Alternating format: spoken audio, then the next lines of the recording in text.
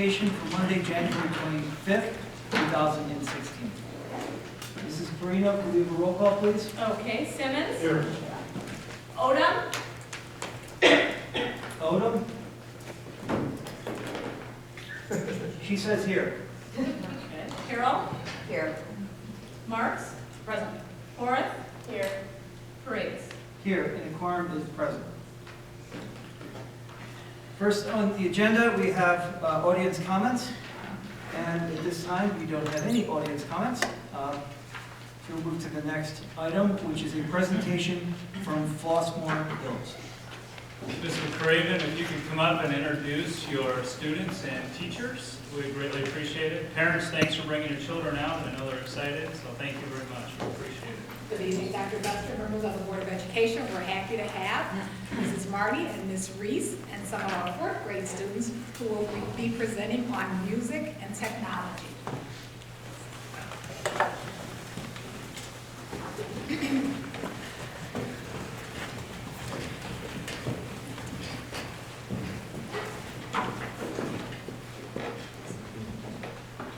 So we are here tonight to talk to you about music and technology integration.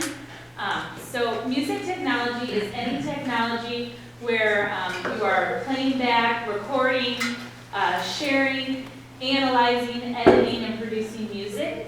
Last year, the American music industry generated more than $15 billion US. So it's really no surprise that if you ask many of our students what their top two interests would be, they would say music and technology. Music technology is connected to both artistic and technological creativity. So these students are here to share about this. With more and more careers in music and technology, more and more universities are actually having degrees in this and similar areas. So what are we doing to foster these talents in our schools? So Ms. Reese and I collaborated on this and took these fourth grade students through an introductory process to music technology production, and that's what they're going to share with you about. After introducing themselves this evening, these 8 students from Flossmoor Hills are going to share with you how they recorded, edited, analyzed, mixed, produced, and then shared their very own music. Hi, my name is Mariah McGowan and I am in 4th grade. Hi, my name is Jaquan Rowden and I am in 4th grade. Hi, my name is Ty C. and I'm in 4th grade. Hi, my name is Ayuda Kane and I'm in 4th grade. Hi, my name is Jordan and I'm in 4th grade. Hi, my name is Victoria Coleman and I'm in 4th grade. Hi, my name is Matt Coleman and I'm in 4th grade. Hi, my name is Douglas Austin and I am in 4th grade. First, we decided on a song that was popular and really interested us. We worked on our own lyrics to fit the melody. The lyrics were rewritten with lines about our school, Flossmoor Hills. We practiced lining up the lyrics of our song with the tempo of the accompaniment. Now I'll show you how we recorded ourselves singing the song.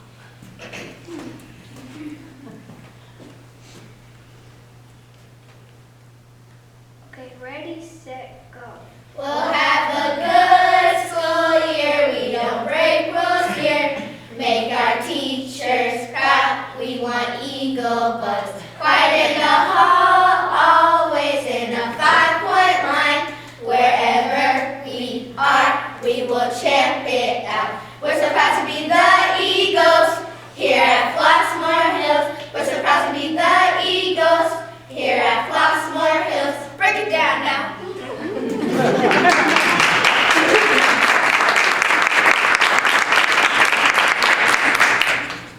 After we recorded ourselves, we would go back and see our errors. When you use technology to record yourself singing or playing an instrument, you can hear the quality and tone of your music better and refine your performance. When we listen to ourselves, we notice that we slow down and we need to match our tempo better. Then we use the Adobe Audition software to blend our voices with the accompaniment. This music software also allows us to edit and enhance our final musical production. Softwares like this are used with production companies, musical artists, to create advertisements, big musical productions, and many other ways. To do this, first we uploaded our recording and matched it with the and merged it with the accompaniment. Here's track 1, here's track 2.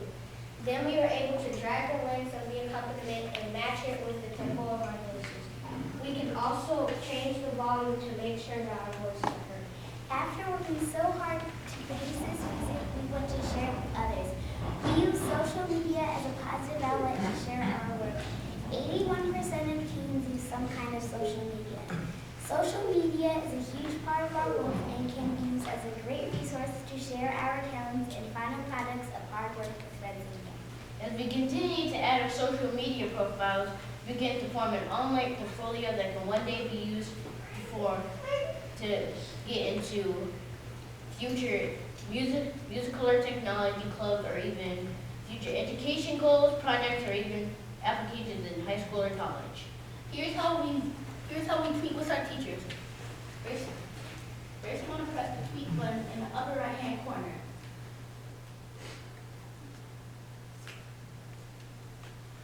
You want to put the description here, and we'll put your media picture here. Don't forget to put hashtag D161Learns and at Flossmoor Hills. Here is our final performance.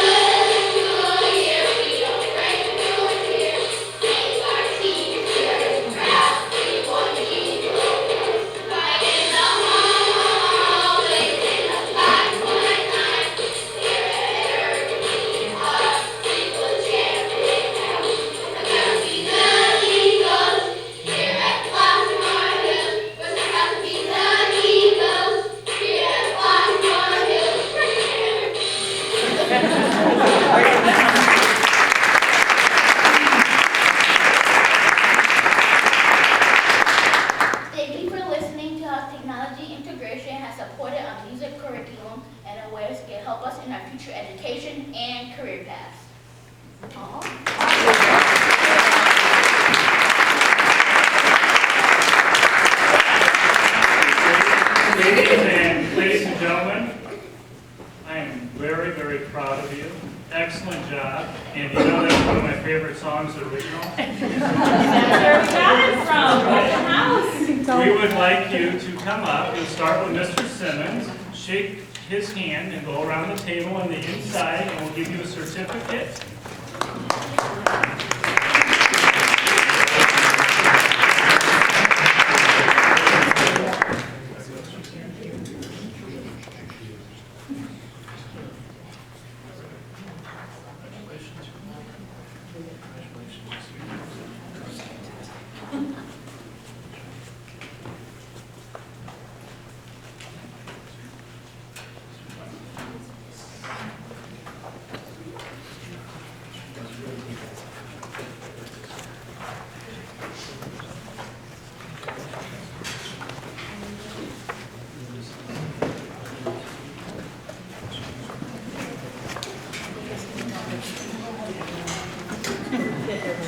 Tony, are you taking your picture?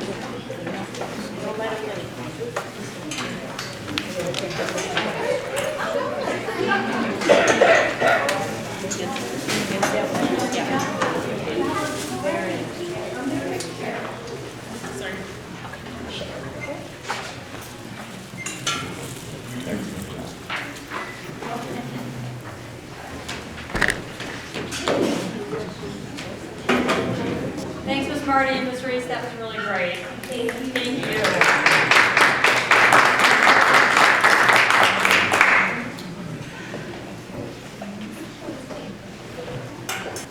Next on the agenda, we have the art presentation by Dr. Graham. Dr. Graham? Board of Education, Dr. Graham is here to give an overview of what he has analyzed with the PARP scores thus far. Please ask him questions regarding the scores, and we'll have a dialogue. And he will be back again, reporting out as he learns more about the scores as well. So with that being said, Dr. Graham? This was remarkable. I enjoyed the fourth grade so much for two reasons. One, my granddaughter's in fourth grade in District 220, and she has a singing thing coming up, and I'm going to sit her down and floss on her. really, really great. What are you doing over there? Of course, doing any video or anything like that yet? I don't do it yet.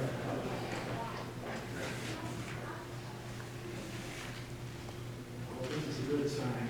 Good sign. We always have you follow a tough opener.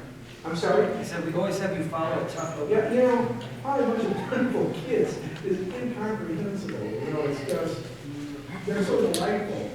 Yeah. You can quit right there.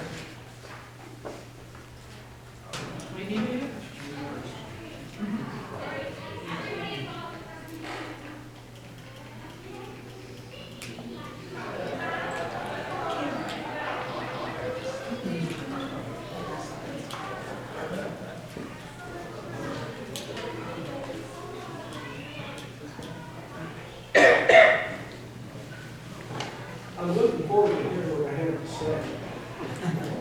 Let's get this. That was probably better. This year was somewhat unusual for all of us. PARC, Common Encouragement Common Core, was implemented in the state of Illinois. A lot of different things are going on now in terms of the number of tests, the area of tests, and things like that. And Amy and Craig asked me to look at it and say, what do we see so far? This is not our final report by any stretch, but taking a look at PARC and say, where are we with PARC and where were we with ISAT? So, how it works. Measurement is critical in the school district in terms of what is going on in student performance.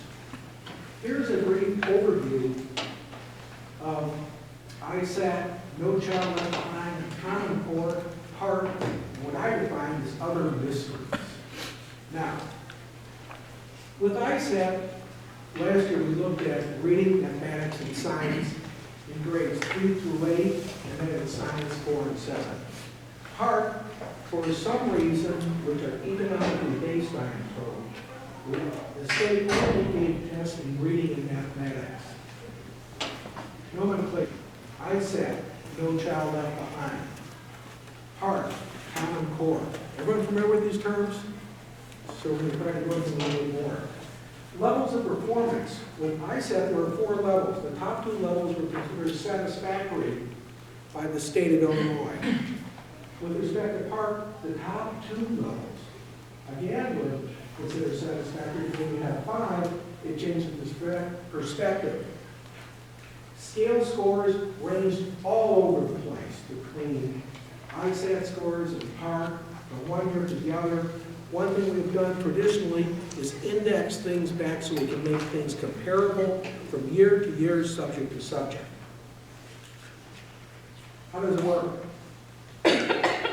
Raw scores are prepared by the students. They take them. They are converted to scale scores based on the interpretation of the Illinois State Board of Education on the difficulty of each question, and so on. And finally, cut scores, which are the levels of performance, are established by the State Board of Education. What are we looking at? Assessment, reading, math, science, writing, and other. This year, only reading and math. Last year, reading, math, and science. Who knows what's going to happen depending upon budget constraints next year. Performance, scale scores. Everything is converted to a scale score. It's important to point out the scale scores from one year to the next are not comparable at all. And then there's the cut scores, which establishes the state standards. To give you a perspective, 2014, meet and exceed were the categories. Exceed ranged from 12 to 25%, and meet ranged from 36 to 55%. Hardly a homogeneous comparison. PARC scores. Level 5, their top level ranged from 2 to 9%, and the level 4 ranged from 23 to 34%. Not a lot of consistency about what's going on. The Illinois State Board of Education, in their infinite wisdom, said that the first 2 categories overall, which represent 33% of the students, passed. That was the state standard. Anyone that passed in the top 2 categories met the state standard. Anybody have a problem with that? Big problem with that. How did Flossmoor do? In the top 2 categories, you had 38% of your students. So you're doing better than the state average. But does that give you a clue of how you're really doing? Let's take a look from year to year. 2014, 75% of the students in the state met the state standard. Only 33% this year. Had things changed that much from 2014 to 2015? One must be very skeptical of the state standards. State scores are not directly comparable for the type of assessment, subject matter, grade, years, much less between time perspective and the like. Are we really interested about testing the kids? Let's take a look at some of the things that have happened in recent past with respect to the state and what has been presented. 2012, not that long ago, 57% of the schools passed by the state standards. The next year, 6% of the schools passed.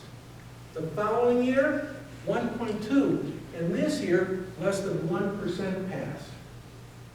Raising the bar doesn't reflect actual improvement. Just because you change the scale doesn't mean that kids are doing better or worse. Absolute insanity. We have to normalize scores, allow for aggregation, and rank. The thing that makes a difference here is that we can rank every school and every district, every subject, every grade within the state. Let's take a look at Flossmoor. For Park, reading 2015, in the top 44%. That's good. That's an improvement. We'll talk more about your improvement later. Mathematics, top 39%. Overall, the top 40%. And here you can see, and Amy Griffin, this is when you started implementing your new curriculum and have had a steady growth and improvement, which I would anticipate to continue. You've made dramatic strides with the inhibiting factors of the state measurement as well as the demographics you have in Flossmoor 161. There will be more discussed about that the next time around.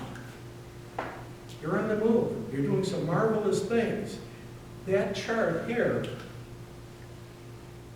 you know how many districts look like this? Less than 1%. And that's what it's all about, is improvement.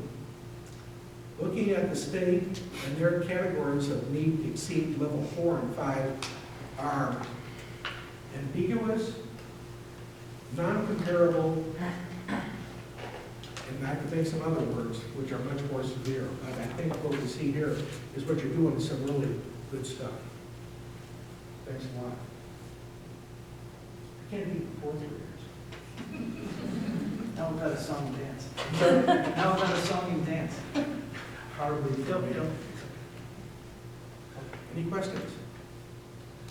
I actually have a question.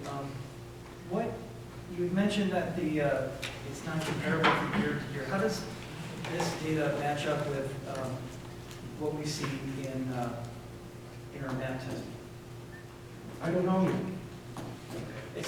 I'm asking because I seem to remember that there was a start of an upward trend in your last presentation, if I remember correctly. Is there any, I'm looking at math as something that's we looked at as consistent along the way. I can't agree with you more. Math is wonderful. And Courtney has forwarded me the math scores. I just have not gone over all the math scores she has forwarded to me. We just got this very, very late. It took a while to figure out what the heck they're trying to say and put it into a comparable fashion. The next report will have comparisons with math. Okay. Math is great. And we'll be able to make a lot more conclusions about what's going on. Excellent question, but I don't have the answer yet, but we will. My other question, does anyone else have a question? My other question is related to if we have, or if there's been any sort of study or examination, what is the impact of wealth of a district on proper implementation of PARC, considering that even in our own district, we're looking at, we're going to have to spend, upwards of $30,000 for new equipment to even take the test. And I know for a lot of area districts that are not as wealthy as us, that that was an issue, that, how they were going to manage that. It's a lot of the last minute changes last year before the testing. Can I rephrase the question? Sure, go ahead. What is the impact of increased expenditures on student performance? Is that the question? I suppose. I'm really looking at, I guess, and I remember I was sitting in a study at the University of Chicago and with the superintendent from Will Met. They were going to start the next day, and they had they're all geared up. And I was thinking, okay, well, glad you're fully equipped for this. At the same time, being aware conversations with other districts where they're really concerned about, the financial impact and really requirements they were going to face as they prepared to take this test, and how well they would be able to implement that in their district. I don't have a ready answer. I'm very familiar with District 39, and the impact and the cost of implementation are a whole different issue with respect to student performance. And I don't have the answers today. This is a preliminary to give you an idea of what PARC and ISET probably compare. I hope to have more information on those particular issues that you outlined the next time around. Flossmoor has been wonderful in providing very homogeneous data between math, ISET, PARC, and all that. In fact, this district has prepared more data that I can actually compare from one year to another than any other district I've worked for. So we're going to be able to make some really good conclusions, but I don't have the answers today. Okay. I may not have the answers tomorrow either, but I think we're going to be pretty much on the right track by the time we get it. Thank you for your questions. I appreciate it. Sure. Any other questions? So I will have questions, but I don't know if they are right now because, and thank you for your presentation. I probably don't know the answers either. So, but because we just got the presentation, I haven't had the chance to Sure. really dissect the data and look at it, but I do plan on having some questions that I will come Well, back. of course. Yeah, this is just a preliminary type of thing comparing PARC and ISAT at a macro level. There's a lot that's going on when we look at the district as a whole, we look at it on a micro standpoint on a student-by-student basis. Sure.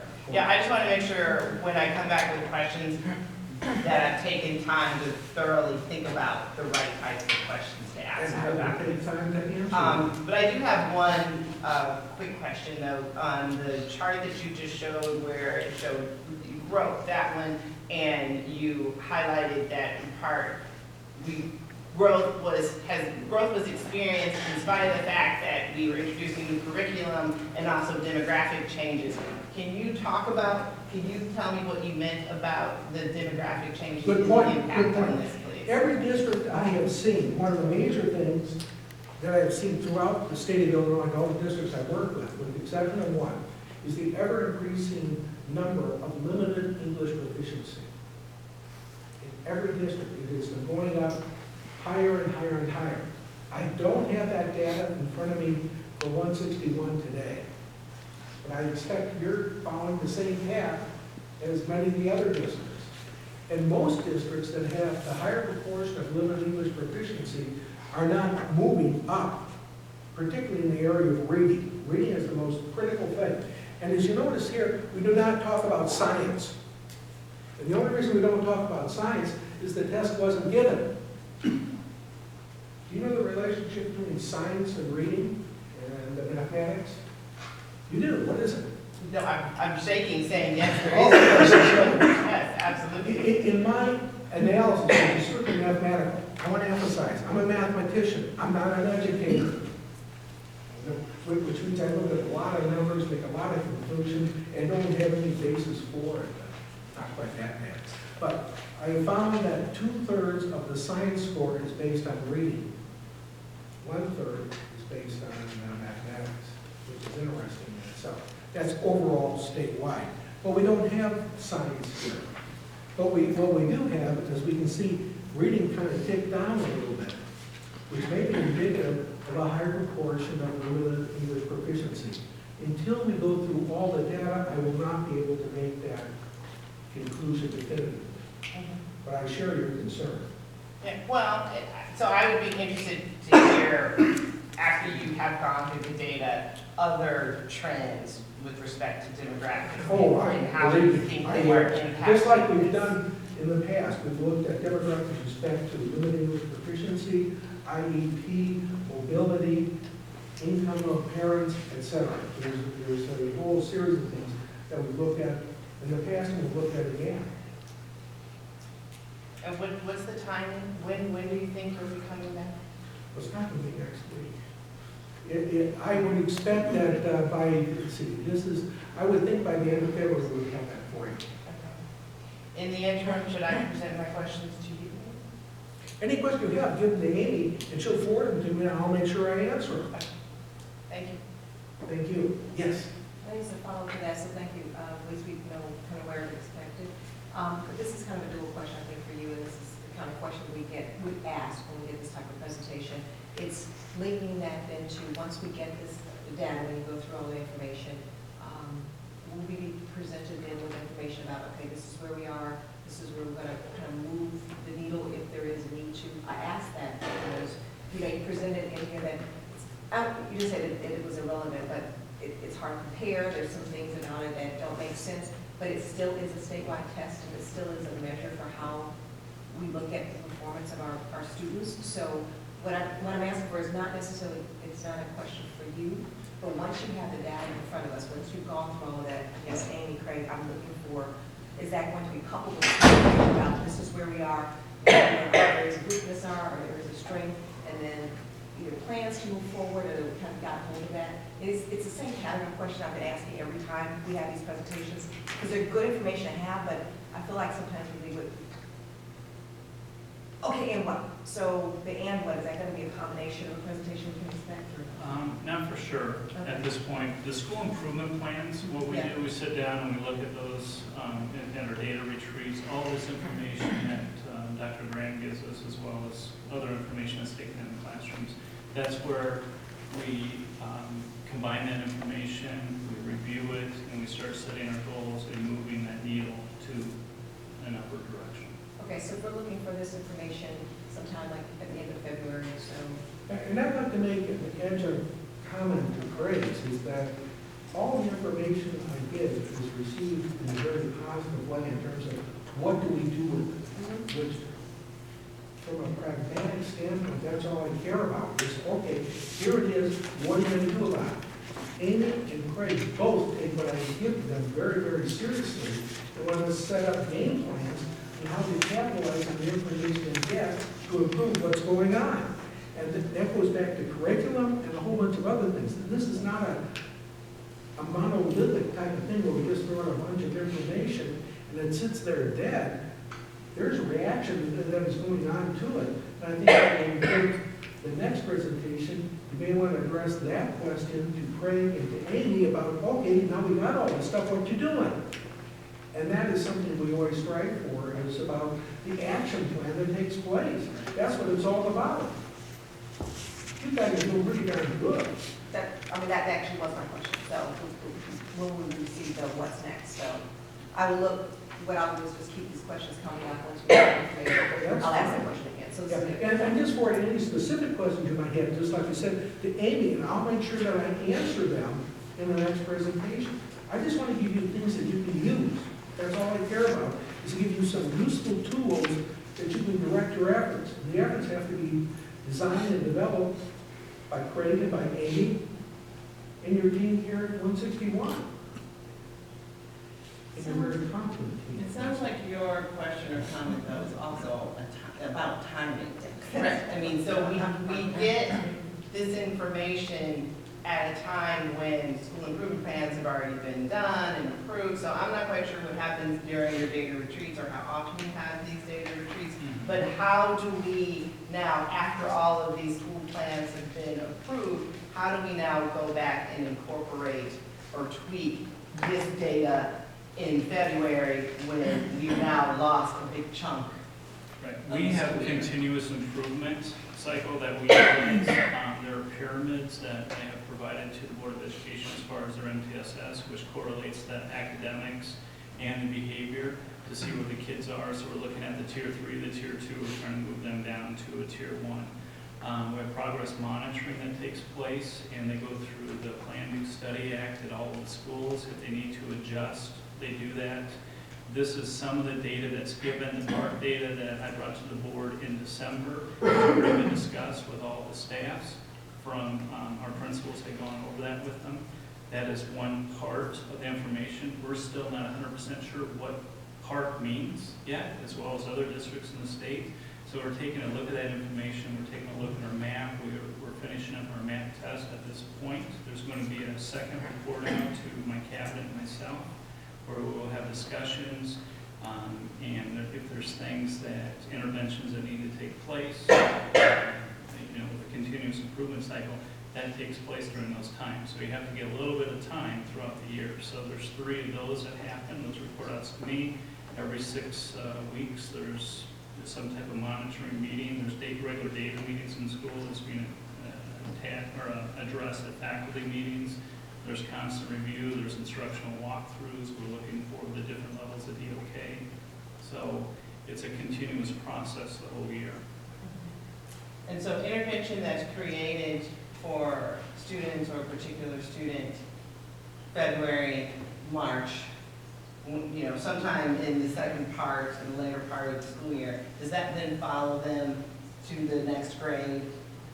So that you can actually really mark the progress of the intervention, because since intervention, it could potentially be happening late in the school year. That will follow them to the next set of data.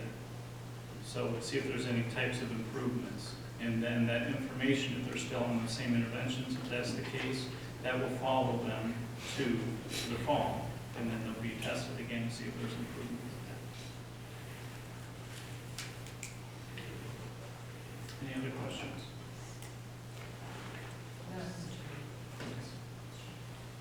One last thing, there's not been a time that I haven't sent preliminary information to Amy, and she has come back to me with a series of questions for more detail and perspective about what's going on.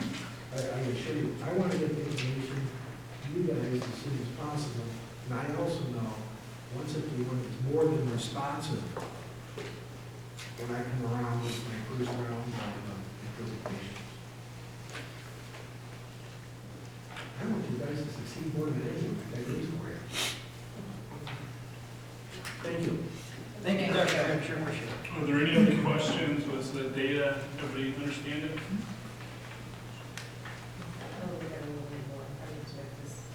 We just have to Okay, thank you very much. Next on our agenda, we have a scope legislation update. Peg Egnos. Thank you.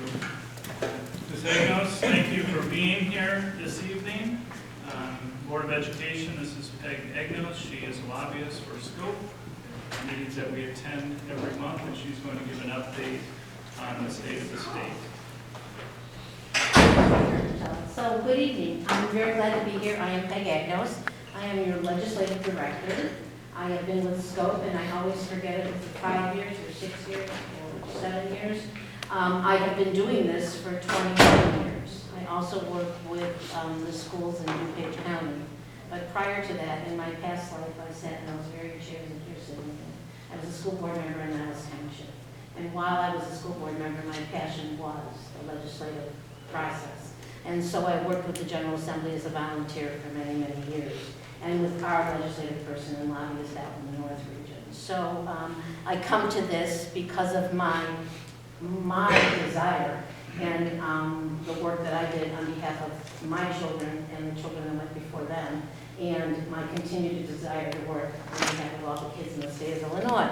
I'll tell you a little bit about SCOPE, and then I'll tell you kind of what's not going on and what is going on. And I want to talk to you a little bit about how I really enjoyed hearing that conversation around the park piece, because I hear it way at the macro level. It was really nice to hear it, listening to all of you today at the board level. And by the way, it was great to see the kids. There's nothing better than being on a board and having the kids come and perform. So thank you for inviting me tonight. This was really cool. I enjoyed that. So SCOPE was started, and I'm going to cheat sheet because Chris did this for me so I could have all the facts. SCOPE was started there in 1987. And it was actually founded very much like some of the other small lobby groups by a group of superintendents and school board members. You all know that you also belong to statewide organizations.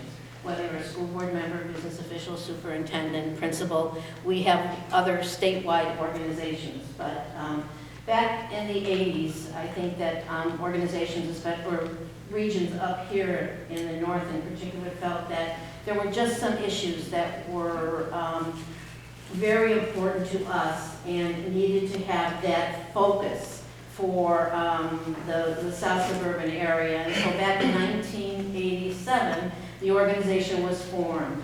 We include elementary districts, high school districts, and special education cooperatives.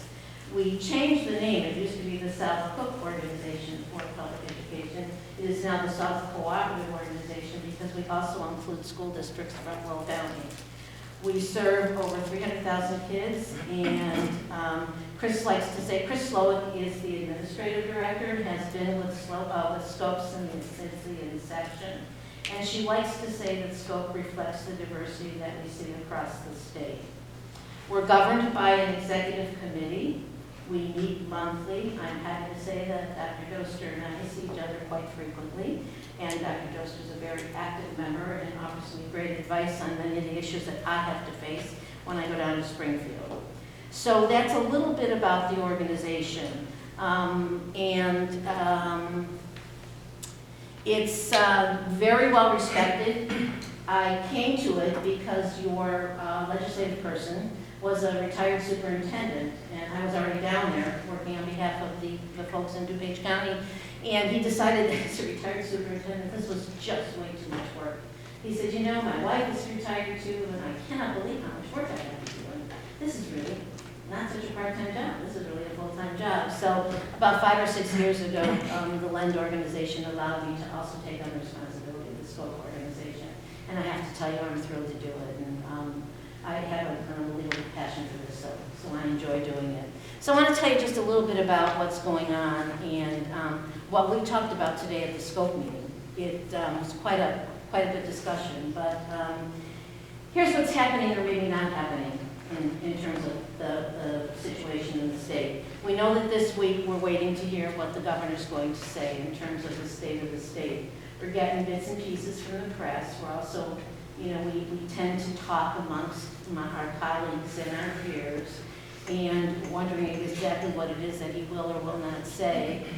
Generally, we hear about the accomplishments the prior year and what is yet to be accomplished. So I suppose there'll be a bit of a mix, and we'll wait to see what will be on the plate. I think that we are going to hear that there is some movement on pensions. What that movement is a little bit unclear right now. The governor did have a press conference and said that he was supporting Senator Culbertson's proposal. This was a proposal that appeared a few years back. It seems that there's a little bit of a disagreement exactly what that language is. So yesterday, Senator Culbertson said, why don't I just draft the bill again, and once the bill is introduced into the legislative arena, we'll take a look at it and see if we agree. And then that would be somewhat of an awkward situation, I would suspect, for the speaker, because then we might have some movement with 2 of the leaders indicating that they have some agreement on one of the big pieces going forward in this next coming session. We don't have a budget. I don't believe it's likely that we will have an agreement on the fiscal year 16 budget. Some folks are saying we may have a 2-year budget. Others are saying we just may do what the feds have done in the past.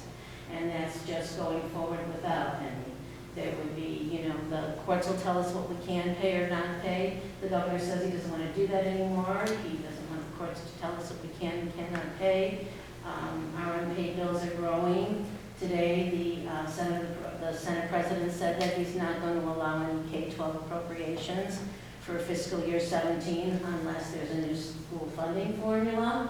So, that's kind of in the mix, but that's always been in the mix. Senate Bill 1 has been out there for a long time. Senator Menard said he was going to introduce it again, so we probably will see some form of Senate Bill 1 reintroduced if we ever get back into session in any session days. So I'm kind of watching that for you and see what happens. I don't know what's going to happen with the Chicago crisis, with CPS. They're very close to going out on strike. I don't know if that will happen. There are lots of bills that I think we're going to see introduced before the deadline, which is coming up in a couple of weeks, on different ways to try to get some money into that system to keep the hundreds of thousands of children in Chicago in school, and we'll just have to wait and see. I am told that there could potentially be the 2-year property tax freeze in Senator Cullenton's bill, maybe. We don't know. So we might see a 2-year property tax freeze. Lots of the legislators like that. It's popular. Our contention is that we're under the tax cap anyhow, and with the CPI being as low as it is, the tax cap legislation is really working. We don't need a property tax freeze, but that seems to be a popular concept out there. So we may see it ultimately in legislation. I worry about that because then you have statutory language that says you have a property tax freeze, and I worry that it just might always be removed. So I just kind of fight about that and argue about that all the time. It's not very comfortable for me. State Board of Education put out their fiscal year proposal. I don't think we like it very much. They're using special education dollars, one of our mandated categorical dollars, to bump up the foundation level. That I think is really bad policy. We have a lot of questions around it. So today at the scope meeting, because the South Cooperative Group is really kind of all over the place in terms of whether we're winners or losers or not. And so we had a very lengthy conversation today. We are not taking a position on it. And again, it's kind of early. We don't really have to. But we are going to ask a lot of questions around why they're taking this approach to beefing up the foundation level and asking for some statutory changes around that and around how we do some other things in statute. So I did get the approval to work with some folks on asking some questions and attending the state board meeting and just kind of stirring the pot a little bit on our behalf. On assessments, the science assessment will be given. When I talked to the state board folks, we didn't have to give it last year because they said we got a super secret, kind of a buy last year, and Illinois didn't have to get it, but we do have to give it this year. So that will be another assessment that you will be providing. I'm just as troubled as you are about when the results came back for CART. It's very difficult to understand how you incorporate them, how do you use them, how do your teachers use them. I think and I have a grandson in Chicago. This is my first grandson in school now, with all these crazy assessments. And so I think that seeing how well your district is doing and hearing about your own local assessments and the continuous and ongoing reflections of the district, I think that's probably the best approach.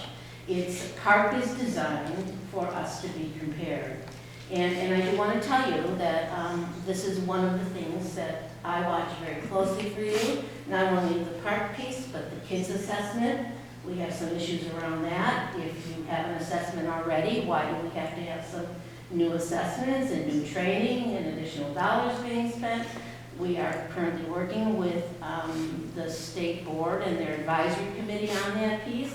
They don't like some of the things that we've suggested, but I think we have managed to get them to change some of the requirements around the kids assessment. And that's the kind of things that I will do, but I do it at this level. So I guess I really need to get in and hear what's going on at the board level when you do get these kind kinds of reports, and to see how you are or aren't using it, because you just validated for me what I hear.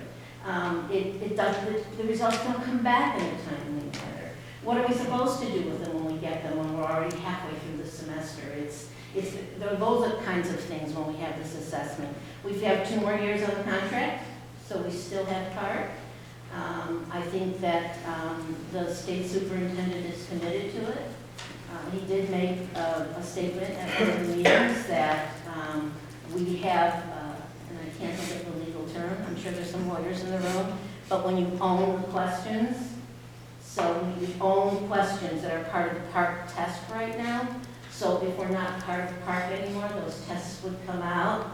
So ultimately, we could create another assessment that would be more valuable. And this is all part of the college to career to, getting rid of the SAT, ACT, or substituting the SAT, ACT, and having an end of course assessment at the high school. So we're really looking at, I think the state would like very much to see something from, pre-K all the way through up to the entrance exam for high school. So there's a lot going on, and then there's no money. There's no money. We have no idea what's going to happen next year. I think we were lucky that we got our K-12 budget signed this year. I don't think we're going to be so lucky next year, and I don't know what that means either. But that's what I do on your behalf. We watch it, we fight for it, we testify. I come to your administrators when I need help, and in spite of the fact that they're not in it, it's been a very busy year. Vision 2020, I'm on the Vision 2020 Advisory Committee as a SCOPE legislative director, so we are participating on Vision 2020.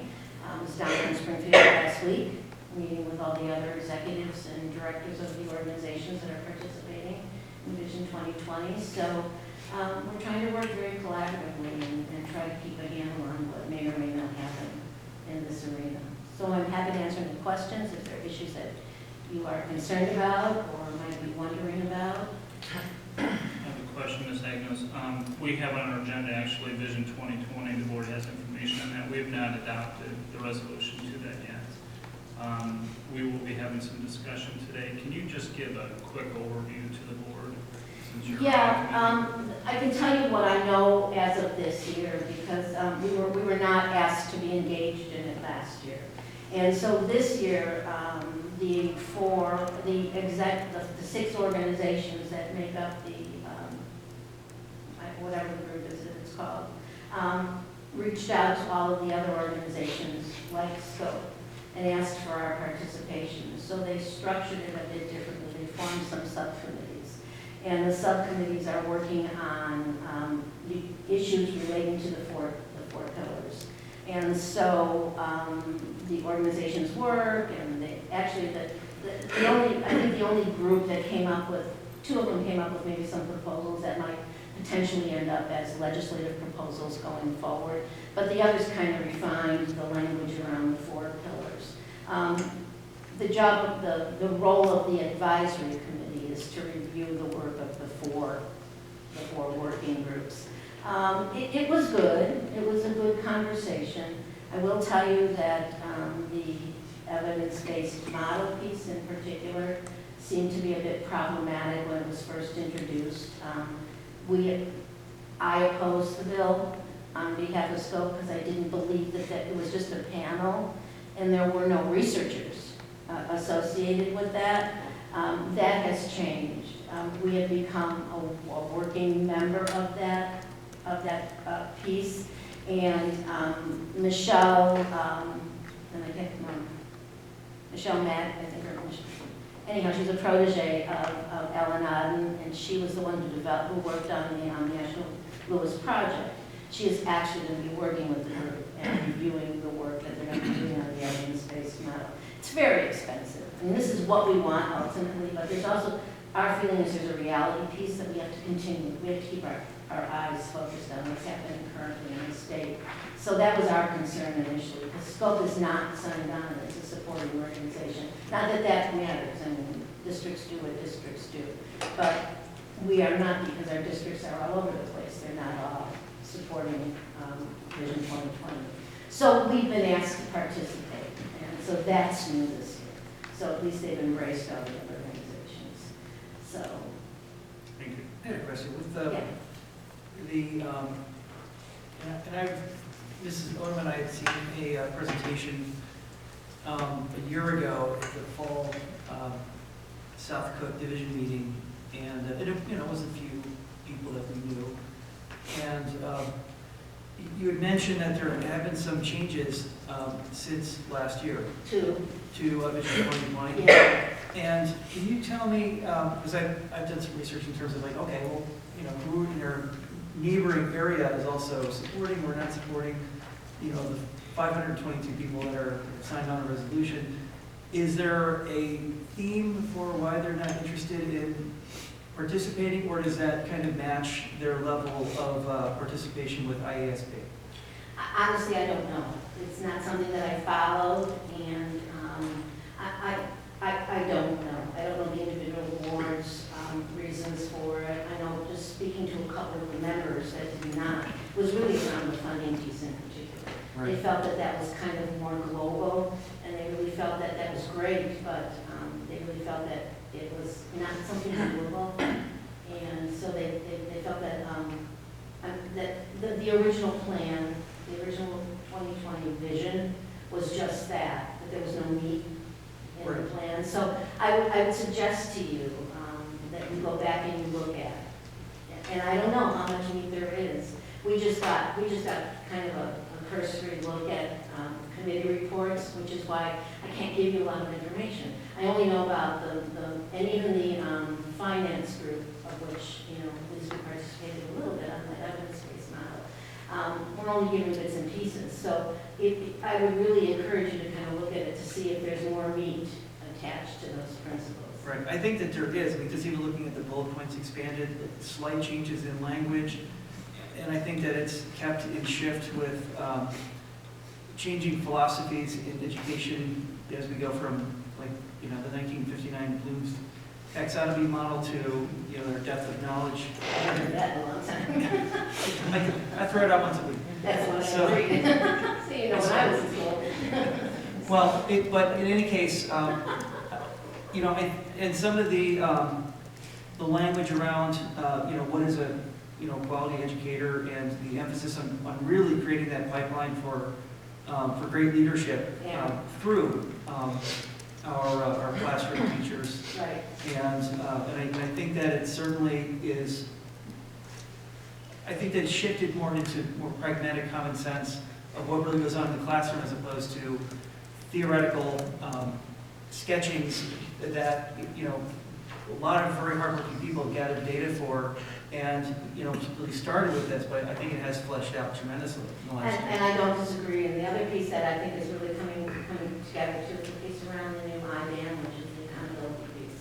Right. Which, now under ESSA, under ESSA, the new reauthorization language, a lot's going to happen at the federal level. And so I had a lot of calls, not a couple of calls, but I had a lot of calls from superintendents who had kind of, their union reps were a little bit alarmed, thinking that we were all going to go in and make big changes to the evaluation process. It just, some of the newspaper articles appeared to be saying that.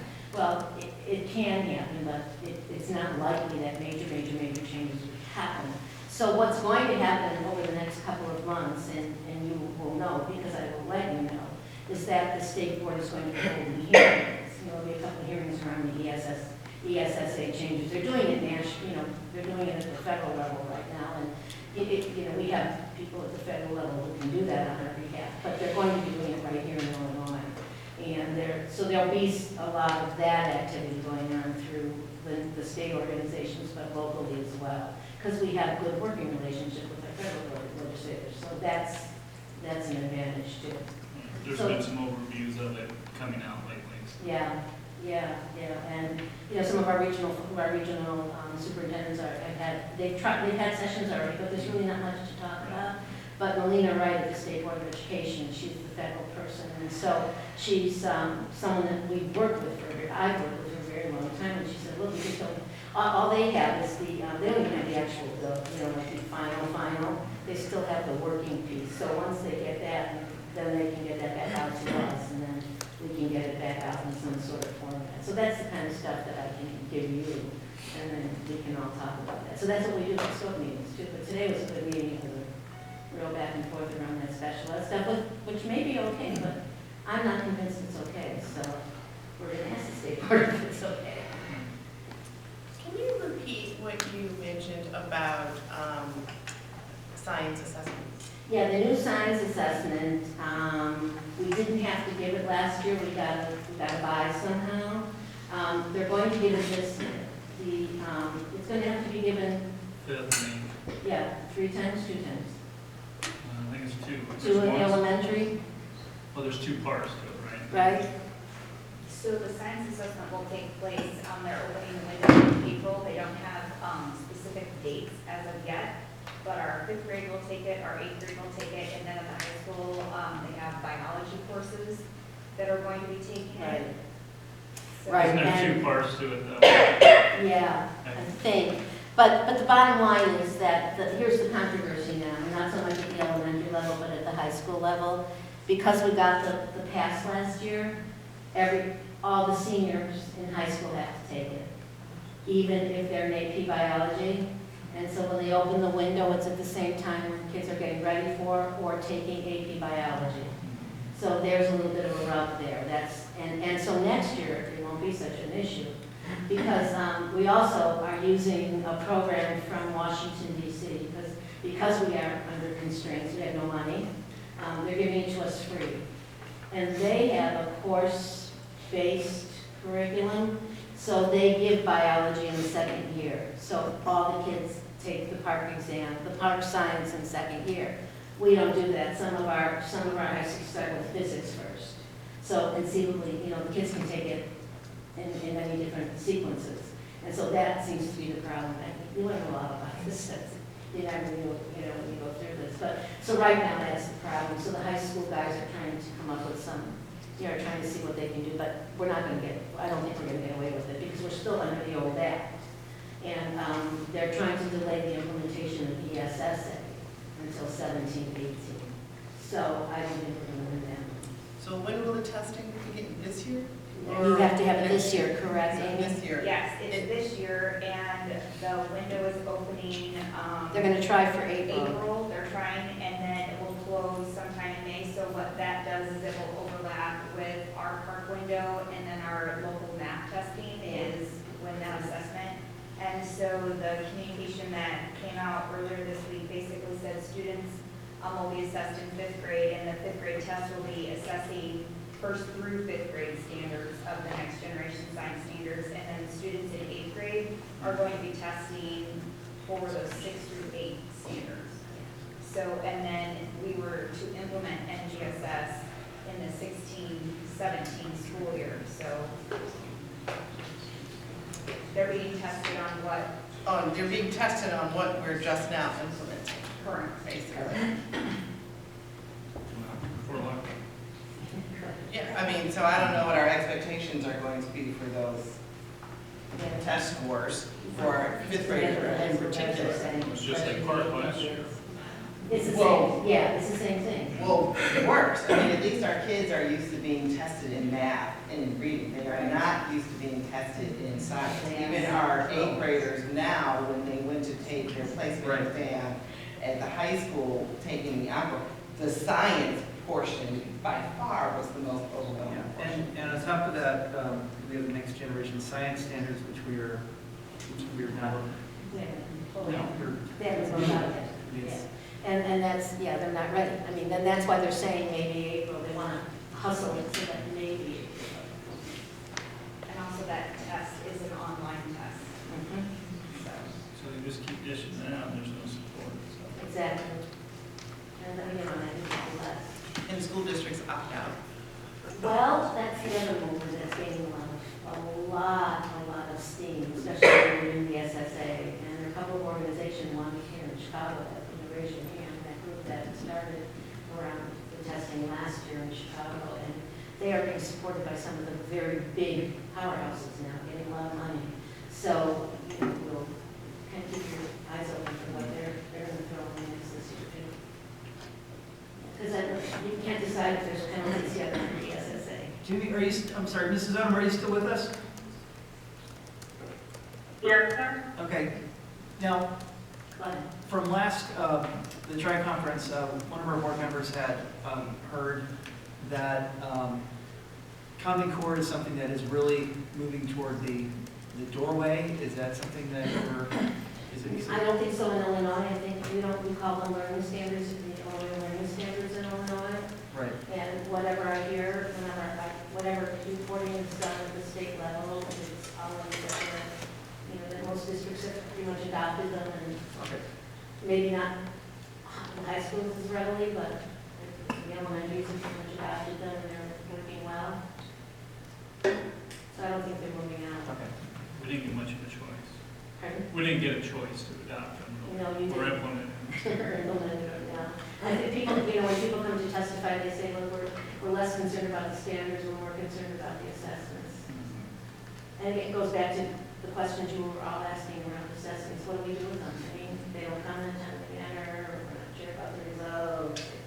How do you compare apples and oranges? Because the tests are different every year, all those kinds of things. So I wish I could give you the answer, but I'll just give you what's happening. Let you know that you're asking the right questions, you really are. And you're doing a great job in the district. So, and I want to tell you about that. And I think I say it at the meetings, but the board members don't get to hear that. I just marvel at all you do to get on the conditions of the state. And I know what it's like to sit in your seat. And I know what it's like when it's great. But I also know what it's like when it's not so great. So thank you for what you do. Because boy, these kids are the most important thing we have. So I appreciate everything you do all this on behalf of our kids. So thanks for having me. Thanks for being here. Sorry, one question. Going back to funding, obviously probably the biggest problem with this. So it looks to me, everything I hear is it's just, perhaps just a repackaging is what SB 1 is going to look like again, what SB 16 look like. Is there anyone that you've got a finger on who is giving you some hope that there's some reasonable voices out there for not just nibbling around the edges and doing a pension pickup and shifting dollars, suburban dollars to the city, which is what everything sounds like. Do you hear any voices out there that might eventually be ready for really undoing and redoing the funding disaster we've got? We have been working over the last couple of years really hard with Senator Menard, believe it or not. And I don't think we're going to like what they put out. It's going to be Senate Bill 1 repackaged, at least initially. But we have been working very hard with them. Many of us here in South Suburban Club, we have a working group that we formed a couple of years ago with our colleagues. We asked everyone, all the organizations to participate. And we asked winners and losers to join. And we said, look, we got to come up with some solutions here because they're going to take it from us in a while, so we got to figure this out.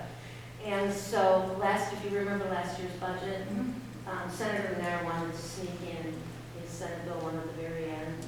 And so Representative Bill Davis, who's the chair of the House Appropriations Committee, and some others in the House really listened and said, hey, can you give me something else? And let's, keep working on that long-term solution. So that's how we got what we got last year.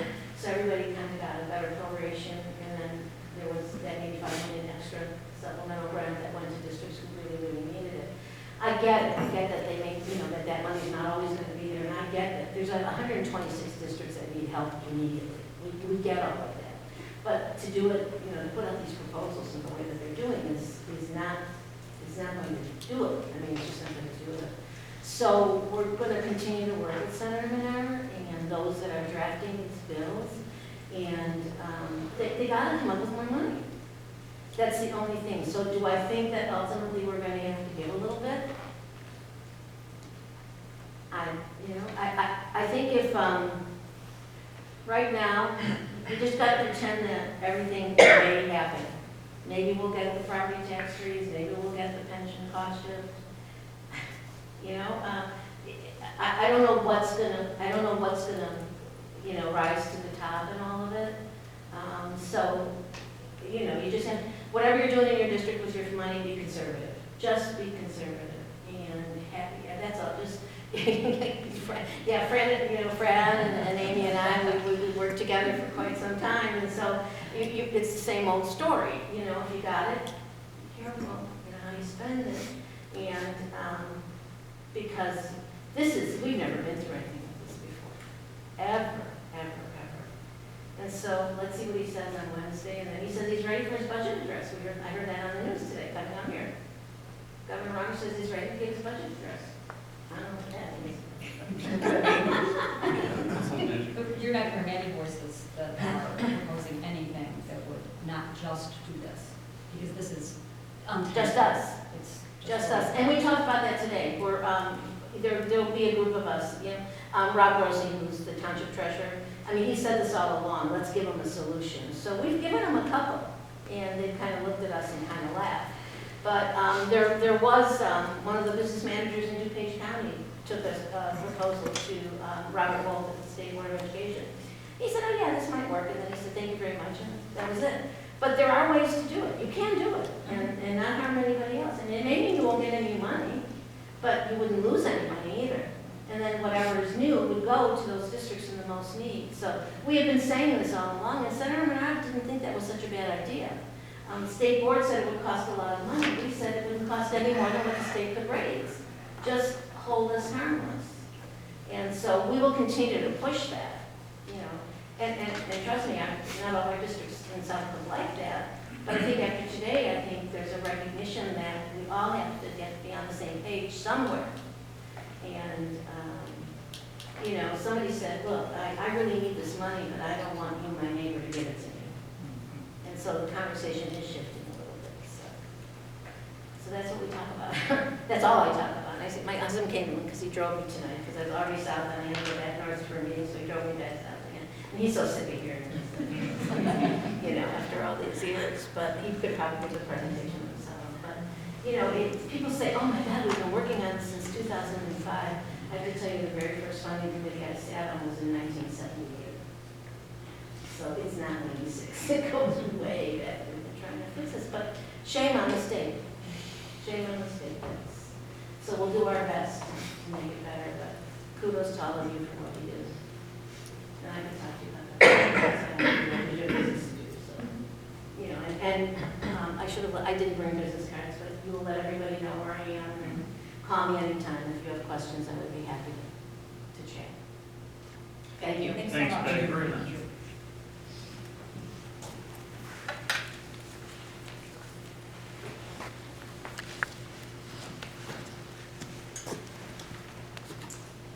Next on the agenda, we have acceptance of non-renewal agreement with the STA Positive Connections.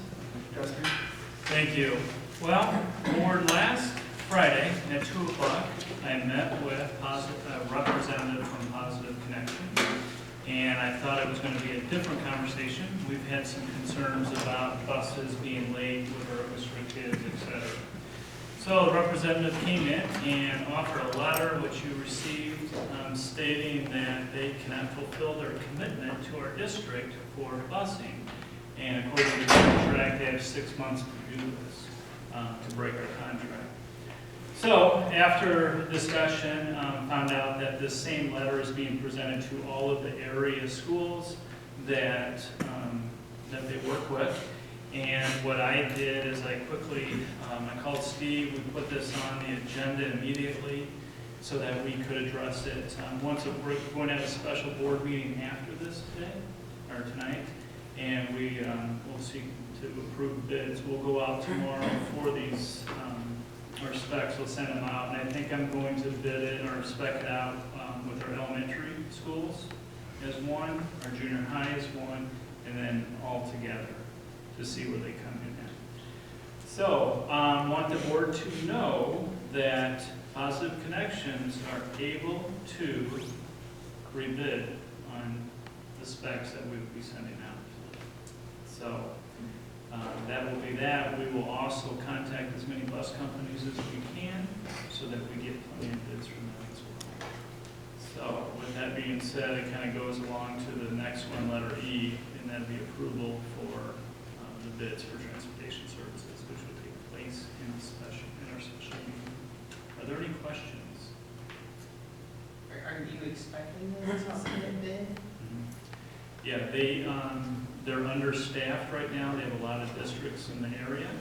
And I would imagine the strategy is that they give this letter, people go out for bid, and if they are able to capture that bid, then they will go with those school districts and lessen their load.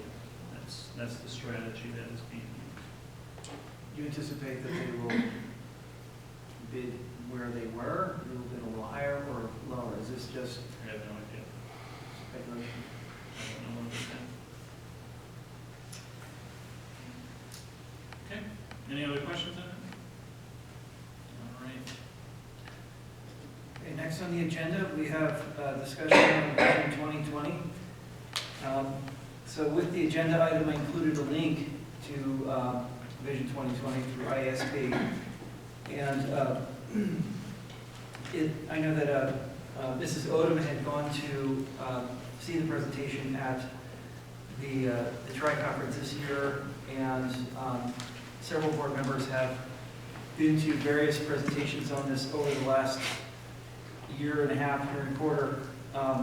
And certainly this is something that has, I think, grown and developed over the last, at least since the presentation I saw at the fall South Cook meeting. And, some of my earlier concerns about, what does it mean to adopt a resolution supporting this, I think were certainly answered tonight, or addressed tonight, and certainly are reflected, I think, in a more meatier version of this that you can all access on the website. And I would encourage us, Thank you for the link too. I'm sorry? That's just a link. Oh, sure, no problem. And as what I would suggest to everybody is that, I'm going to go ahead and suggest that we move forward with this. When we do so, I hope that we will continue to look at this in a year to see if it's changed, to see what further developments happen, because this is really, I think, a big thing for public education, and I think that it really is a good reflection of philosophical evolution that has happened in public education in Illinois. So with that, are there any other questions? What are you moving forward, the resolution? Yeah, to adopt the resolution. Heather.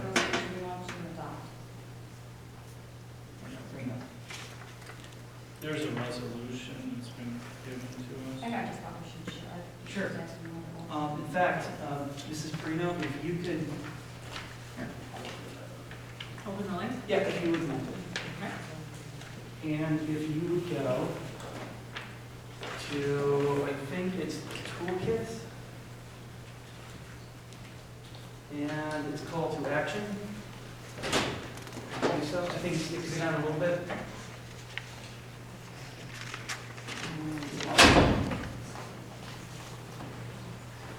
I think it's a little further. It's a Microsoft Word document. It's a little further. It's a little further. It's a little further. If you don't mind, hold on. It's right. It is board resolution. It's this one right here. So if you could click that.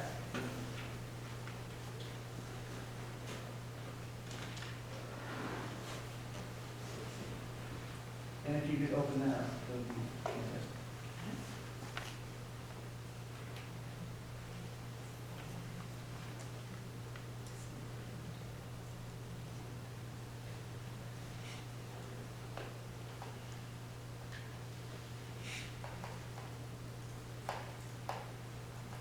Okay, so the Vision 2020 resolution states whereas public education plays a defining role in ensuring equal opportunity for children in Illinois and throughout the United States, and it goes into a series of whereas. And then at the bottom, if you wouldn't mind,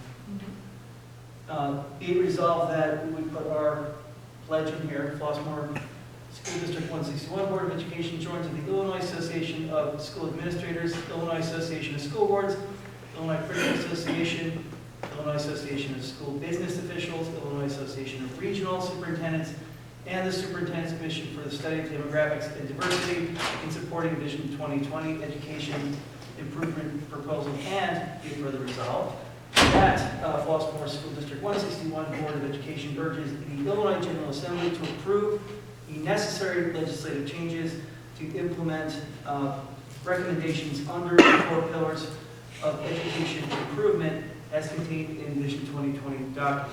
Okay, so this is something that is accessible to everybody, and that it's vast, but it's very grounded in common sense. But it looks at 4 areas in which we really need to focus. This one really is reflective of our legislative support for what goes on downstate. So I think that this is something that we should definitely support. Yes? I appreciate the link because I was reading through this morning. Michelle was asking a question I couldn't really answer. Upside to us signing the resolution and the potential downside to us not signing it, it just seems like pretty much that we're standing rather than say do this. More or less. I think it's really a show of a growing number of districts in the state of Illinois that are behind this, and it's like anything. It's like as a matter of fact, there's a link on there to send petitions around that you as an educator can sign on to, as a board member you can sign on to individually. But essentially, this is like a petition at a school board level for all these school boards in the state of Illinois to say, look, this is something that is important, and that we're very serious about education as a priority. Maybe we can point to some things, because the only thing when I read through it, and I was really happy about the link, is that I didn't see anything really meaty different than, like you said, common sense that we would be doing anyway. That's the only thing I was trying to figure out, if there's something material difference that would be a financial implication to the districts or not, or how we, train our teachers or develop our leadership. I didn't see anything material in there. Well, and I could be totally wrong. That's why I said I didn't read email stuff. You could point me to something. It's kind of like our support of the delegate assembly. Yeah, I don't know if it's a stake in the sand to say we're standing. Yeah. I get it, but I wanted to make sure that I understood if there was, I'm signing on to something that said it may be later on a financial implication that I didn't quite get. Right, and that was one of my concerns, and I talked to Ben Short about this in September, and he had suggested that we wait until, if we have reservations, that we can wait until the tri-conference and see the new proposal and see how it's fleshed out a little bit more. And, of course, one of my concerns is that I didn't want to sign on to something or support signing on to something where, we are set up where there's winners and losers.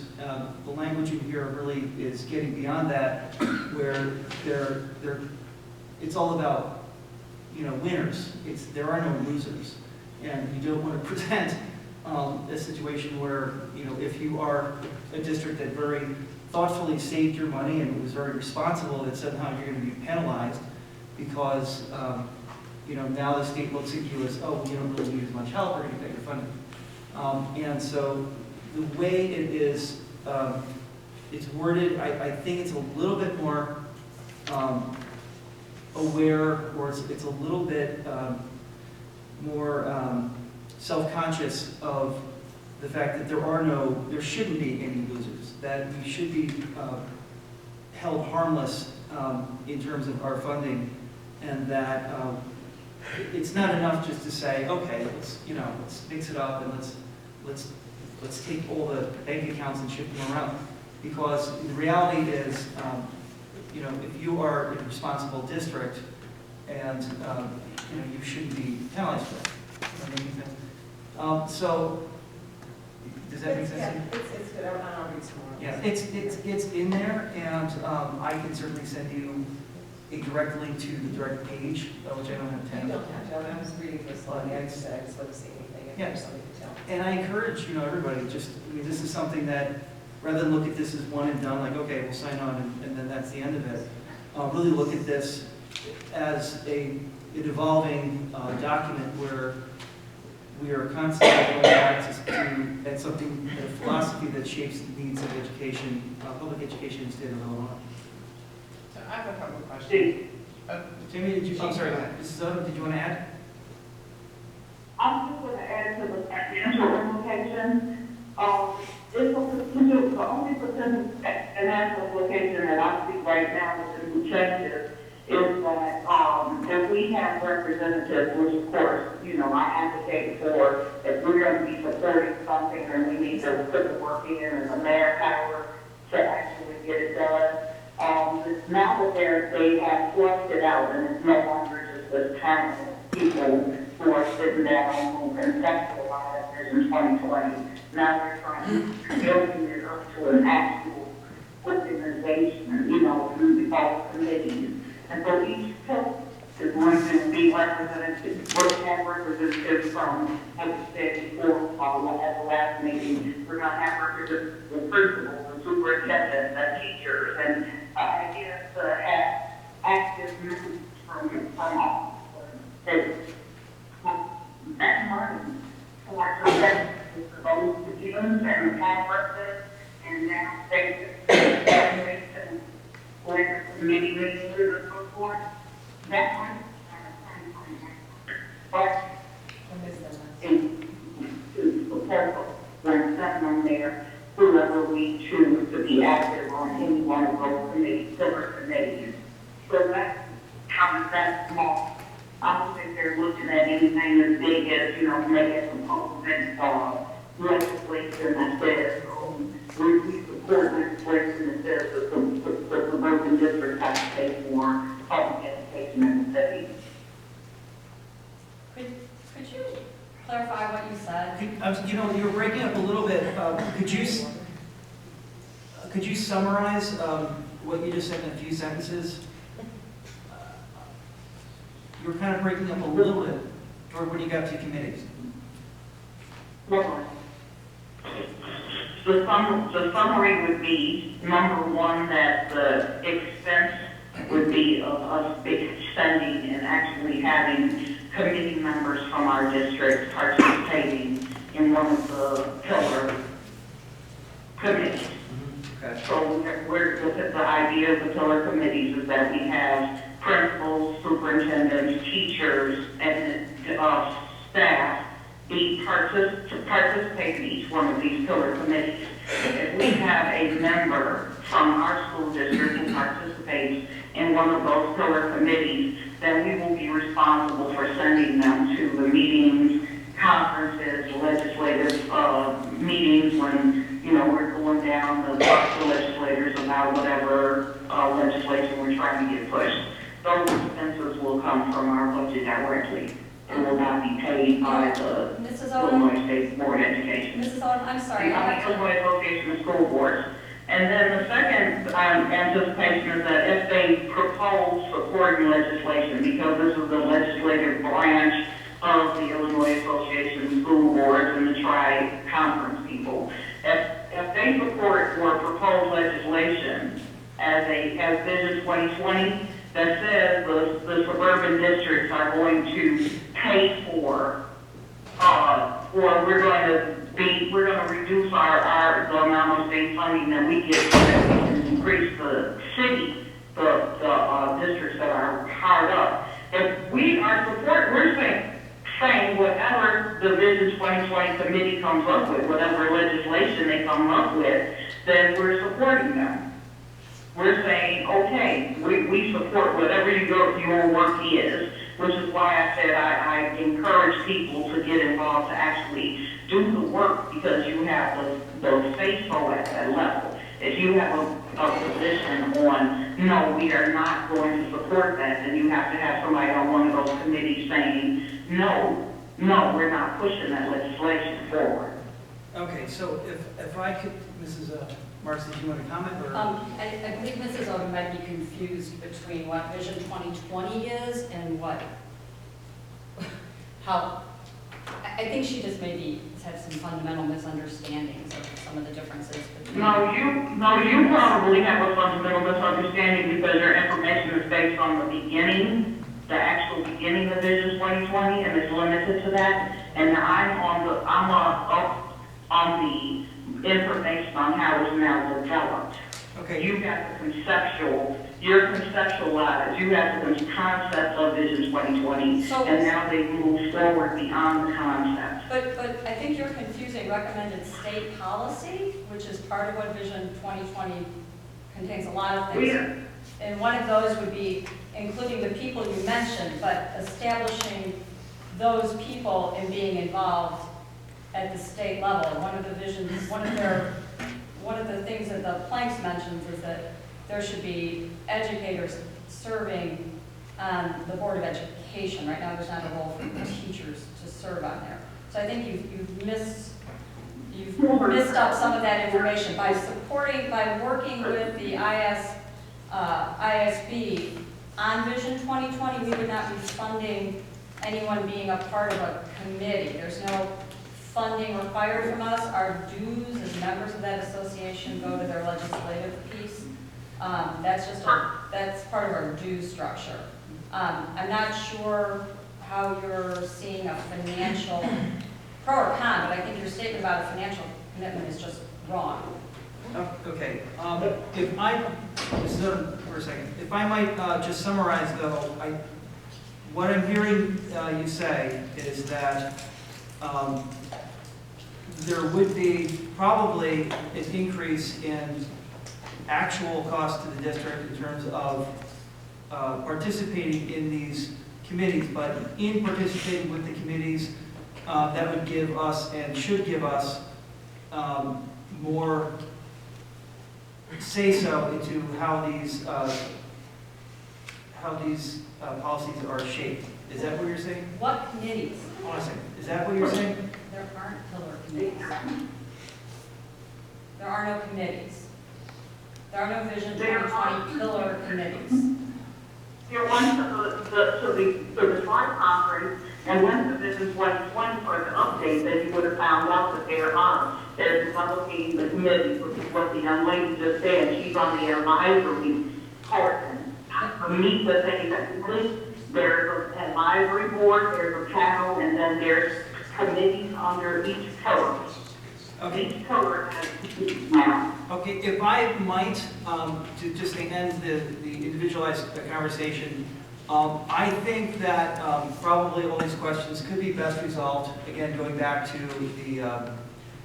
the website, and certainly if anyone has any individual questions, beyond this discussion, I encourage you, rather than get into, I'm right or you're wrong conversation with anybody, I would suggest all people on the board and, all people who are interested to certainly go to the website, and if there's any questions, certainly, call the ISB rep, and you certainly can get lots of information from them. Are there any other comments or questions? Would you like me to bring that resolution forward then at our next board meeting? I would like to. How does everyone else feel? I'm not sure that the full board, if we're not going to discuss what Vision 2020 is or have an understanding of it, aside from you telling people to go read the website, which has been there since 2012, I'm not sure how we move forward. Could you maybe take a moment and share with the board what Vision 2020 is? Sure. Hold on. You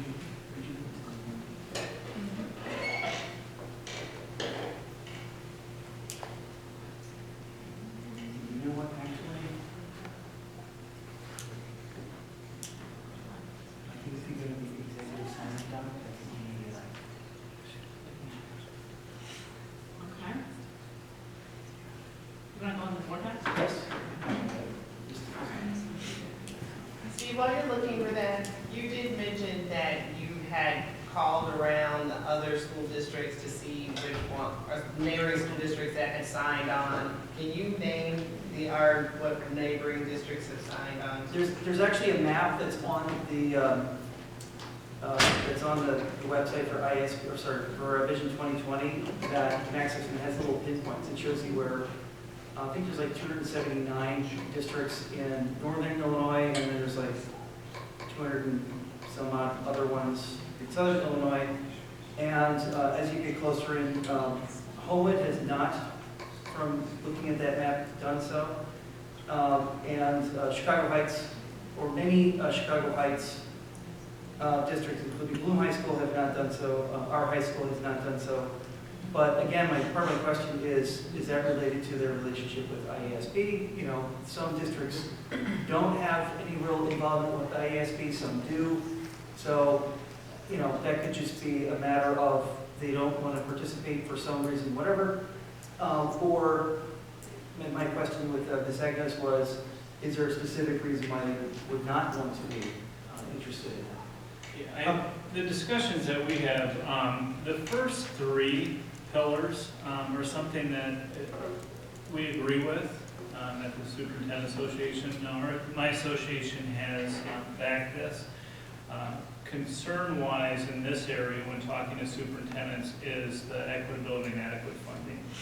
It's a concern. We just heard today that, well, we've heard it a while, but Peg had said that too, is they want to take the biggest pot within special ed and help to increase the general state aid portion.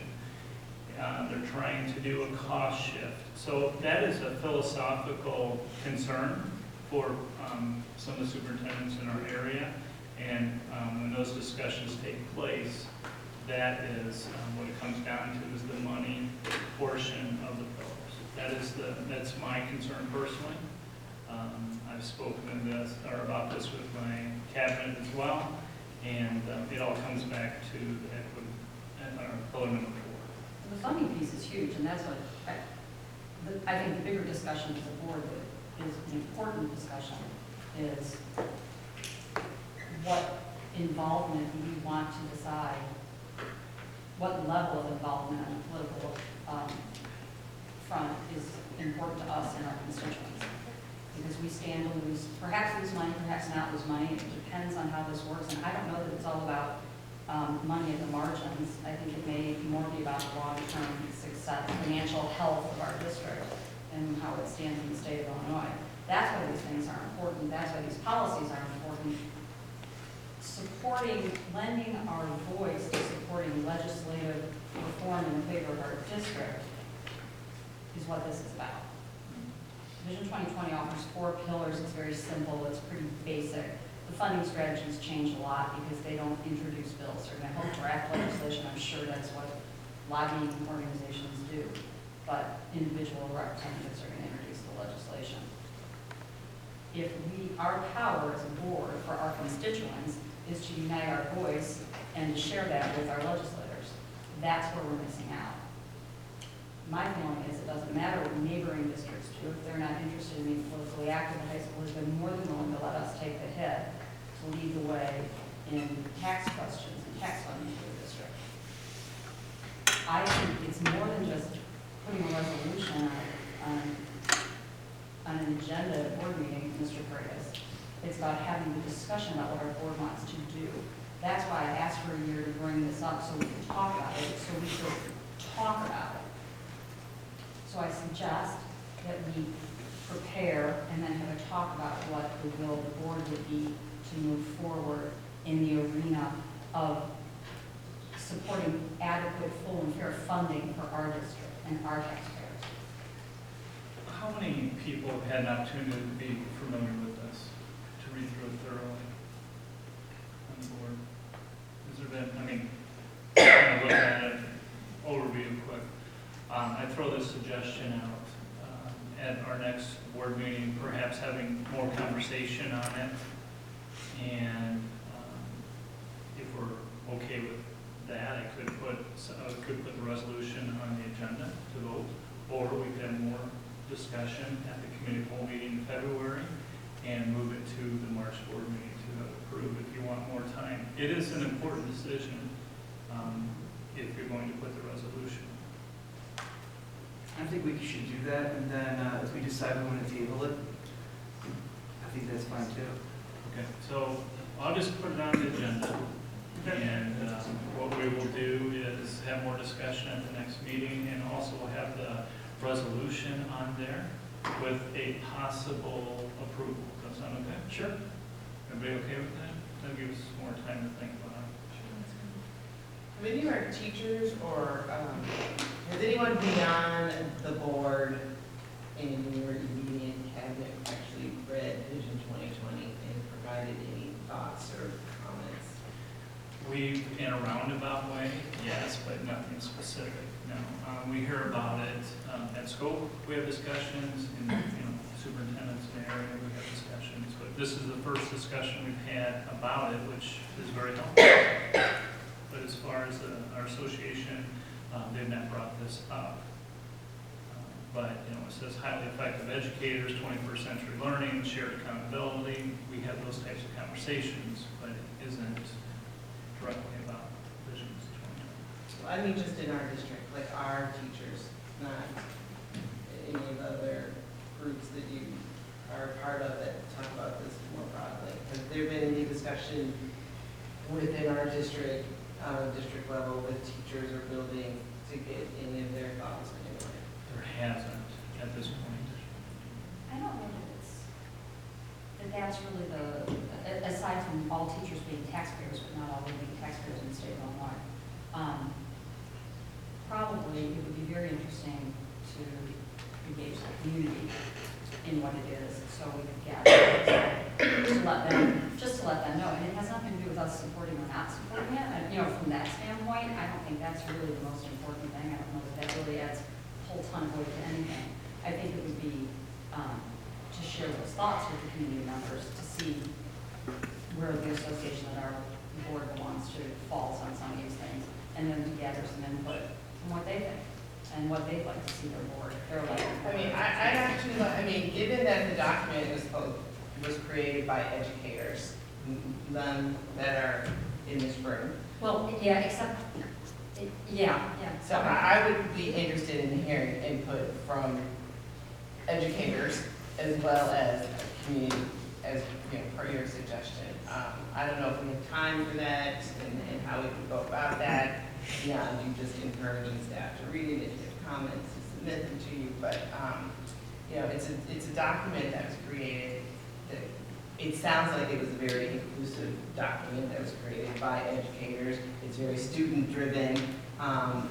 So we have a DLC meeting tomorrow. I can add it to the agenda. There's a lot of our stakeholders that are. So with that, why don't we move this to next board meeting? And then we continue our discussion there and possibly after. Next on the agenda, we have the Homewood Flossmoor Spanish textbook adoption. Dr. Bester?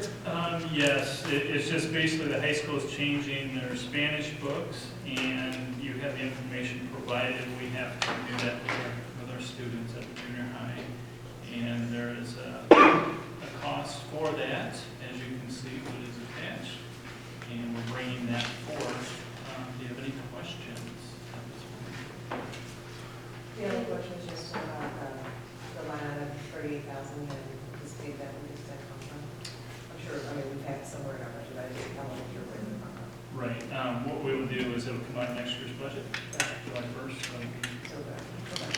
So we're starting a little early then? Yeah. I'm assuming that's how that's going to happen. We can get it now, and then they can. That's how usually when I purchase those types of materials, or they need the money now. I've had that come out of 16, 17 million. It depends on when you need them. Whenever I purchase out of next year's budget, that's usually when it's a June purchase. I don't know when you're planning on purchasing, because there's not, what we had decided in the spring was that any textbook adoption would come to the board and we would approve that and approve additional budget for those kinds of items. That would be outside of the budget. I think they need these, Dr. Wark, next fall, correct? Yes, but training and stuff needs to commence. HF has already had one training, and our teachers need the text to start training as well. There's going to be some more training for them with HF, so we were hoping for a spring purchase so that they would then have the books and be able to do curriculum work over the summer. Right, but the spring purchase can be paid in next year's budget, I believe. And we can. I don't know. Generally, unless you're planning on ordering in June and the bill gets pushed off to July, but if you're planning on purchasing spring, no way. Publishers don't hold off that long. And with this, obviously the thought of loading new books is not something that happens overnight. If each of us already have the training on it, they've been thinking about this for a while? So HF contacted us in October and told us that they would be purchasing a new Spanish book. HF did all of, so typically what we do for the cycle and have people come in and present to us, HF takes care of all of that and then tells the feeder districts, this is the book that you need to purchase. And so they did invite our Spanish teachers over to be a part of some of that work. And they are purchasing this on January 19th is when the HF board approved this purchase for them. And so we've actually been involved with HF and this since October. So you said January 19th? Correct. But they've already last had training? Pardon? They've already had training on this already? Yes, we sent our Spanish teachers over when we came back, I believe that was on the 4th, on part of Wellness Day. They went over for some training with the consultant from there, and so we're piggybacking on that training when they're bringing that in for our two teachers. So we will, I'll check on that, so we can have to wait until the next budget. If we can't, then it would be outside of this year's budget. Well, wait, let me ask you a question. So how many teachers do we have that this would affect in terms of teachers that would like to plan for next year? The two Spanish teachers. Okay, so there's two. Could we get 2 books as opposed to, I mean, I've assumed that 38,000 is to order them all for the whole students, set. right? We can absolutely ask. Because I think that if it's just a matter of, you know, the teachers want to have the book to plan with, that I think, you know, yeah, I mean, whatever the ancillary, however you say that word, the extra stuff that comes with the textbook, videos, you know, all that, you know, and certainly, I mean, I can't imagine it would cost that much. And, you know, I know this from trying to get a hold of a pre-calculus book last year that, you know, there's even the online edition is like $15 or something. In many cases, it's very expensive. And, is there also any resources that we can borrow from high school? In worst case scenario, I think two sets, I think, should be. Those teacher editions. The only other question that you're gonna have to get answered is, our quote is built based on the high school's quote, and whether the publisher is going to hold those quotes for several months if the high school is purchasing them. That's gonna be your big if. Okay, so it really, part of the question is, if we just get 2 now, that they might not be willing to give us the quote at that rate in July or June. We'll check on it before we bring it to the board. We'll have to report out on that, but yeah, I'll bring it forward for approval. So there's a slightly larger question. We've had this happen with the high school before with a math textbook maybe 5 years ago, where they changed the textbook, changed the curriculum, and then told us with very short turnaround that we would be purchasing new materials for our students. Could we remind them that we work in partnership with them and that we should, they know how many students they get, and part of their curriculum depends on us and those students who have already taken some of those classes. And it would just be a friendly neighborhood gesture to loop us in a little earlier and perhaps to do the purchasing. And I don't know if that's a thing that can be done, but if they're purchasing at a rate, then I would assume that they would be able to purchase for us and for 153, because my guess is 153 is going to be out this money as well. We are a little bit, we've got a better financial handle on being able to take care of this than 153 does right now. So we could throw some of the full weight of the district, the board behind that, and talk with them. That would be great. We shouldn't get blindsided. Okay, so I'll bring that back. Dr. Ward, look at that and we'll bring that back. If Frank's question about whether or not we're going to That'd be, yeah, that's part of the question. Okay. Any other questions or comments? I have a question. Sure. So a long time ago, before we bought all the iPads, part of the argument was that if everyone had iPads, we could be buying electronic versions of These these are all books. electronic books. That they are. That's what this is. You can't see the quote, but but this is all mostly electronic. Okay, good. It's an all on, it's a curriculum, it's all done that way. Okay. Next on the agenda, we have a discussion of fee waiver guidelines. Oh, I'm sorry. Did I miss that? Sorry about that. I'm sorry. Next on the agenda, we have the 2016-2017 school year. Dr. Driscoll. Thank you. Next year's calendar is quite a challenge. It comes around about every 7-8 years. And what we've done is we've had discussions, 153, the high school and myself, superintendents, and all of our breaks will line up. And if you take a look at, I'm going to go through this quick, but winter break, the high school, their students will be done with their finals on Thursday the 22nd, and they will be done, their teachers will be coming back on the 23rd, which is a Friday. What I'm proposing in this agenda, or with this calendar, is that our last day will be Thursday, and then the kids will be coming back January 10th. So on January 9th would be a Teacher Institute Day. That would be the same amount of time as what the high school has. Spring breaks are the same. That's one of the goals the Board of Education wants to have, with the high school and elementaries being the same. So because of some of the things in the calendar next year, it's a little bit tricky. And I have to let the board know that Ms. Kubis has gotten back to me on some suggestions, and I'm trying to look at and see if I can make anything work. So before our next approval of this at our next meeting, I'll address that to see if there's any way that I can add what has been suggested. But on Friday, August 19th would be a Teacher Institute Day. Originally, we had it Thursday and Friday, 2 days of Teacher Institute Day. However, there's a concern as we move on. You'll see the first day of school will be the 22nd for the children. We're going to start them on a Monday so they get a full week. And then we have the open houses, etc. Last year we had quite a few half days, or no, actually this year we had quite a few half days for professional development of our staff. There are only 2 that take place this year. One is early fall and one is in May. I'm sorry, it's not early fall, it is before conferences. So that half day, the teachers have to use that day for preparing for conferences. And then at the end of the year, that half day will be prepared to assist with schedules for the following year. The which one? What did it give you? This should be in May.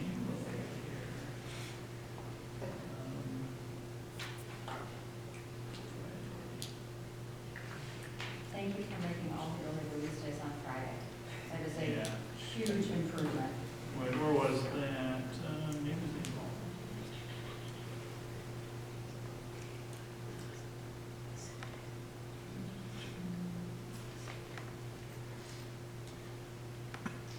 I think that was the 26th.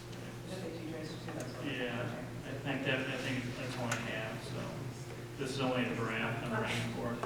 I'll double check on that. So we have the open houses in there, that first school improvement day, there's that early release on the 2nd.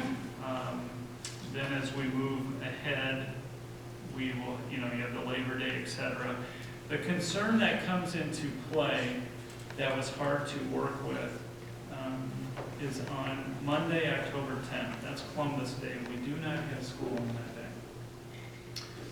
On the 11th, we have a Teacher Institute Day. That's a regular school day for our teachers. We will keep our children home because the next day is Yom Kippur. It makes it difficult to bring the children back one day in between those 2. So that is what we're recommending at this time. There's been some suggestions from the association that we're looking at in regards to that. So as you'll see, we have Veterans Day as we go through. We have teacher conferences, the winter break. There's Martin Luther King Jr. holiday. There's still the Casimir and Pulaski. Our spring break, Good Friday is on April 4th. that is being celebrated then. We have the Memorial Day. It is our hope to be out of school if there's no snow days by June 7th. Graduation would take place on June 5th because of the calendar. June 5th is a Monday, I believe.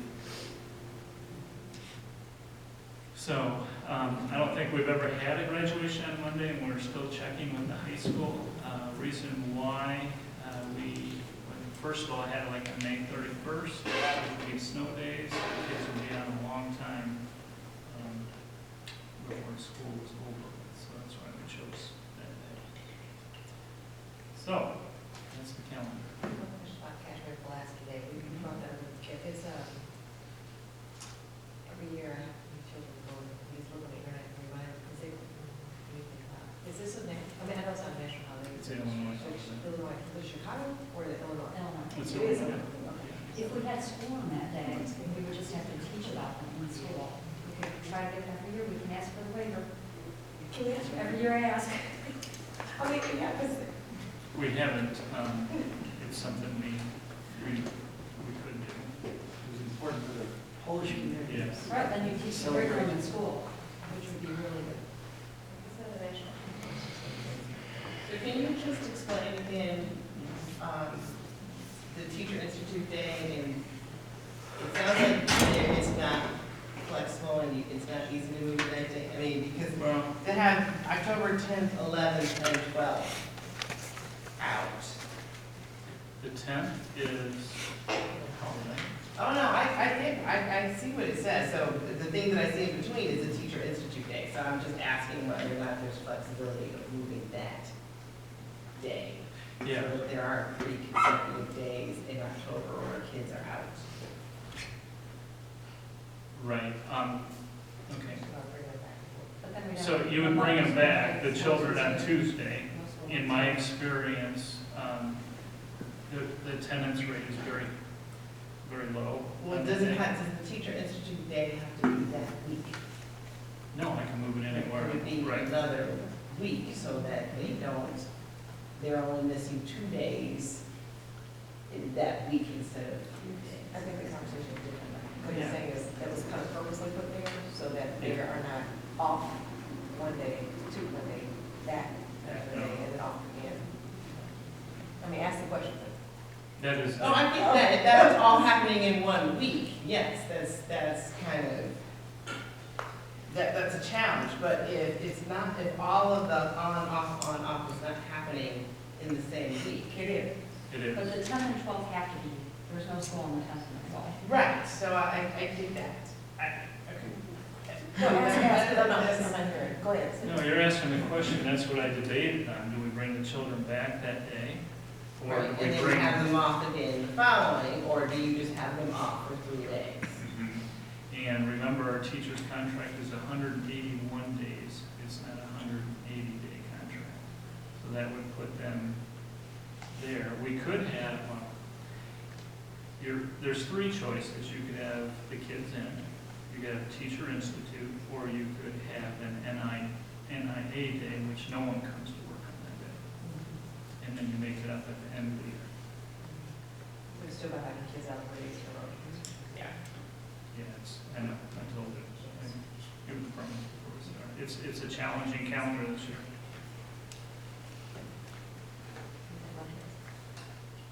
Any other questions? Okay.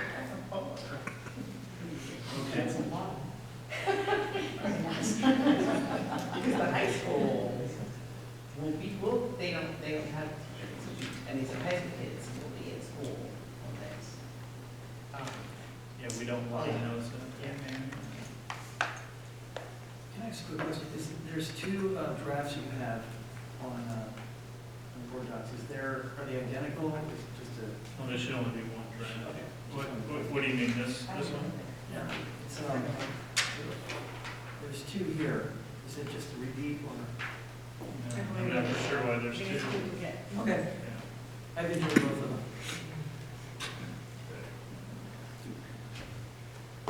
All right, so we'll bring that forward. If I have any other information, I will add that as well. Are there any further questions or comments? Are we going to consider the waiver for classes?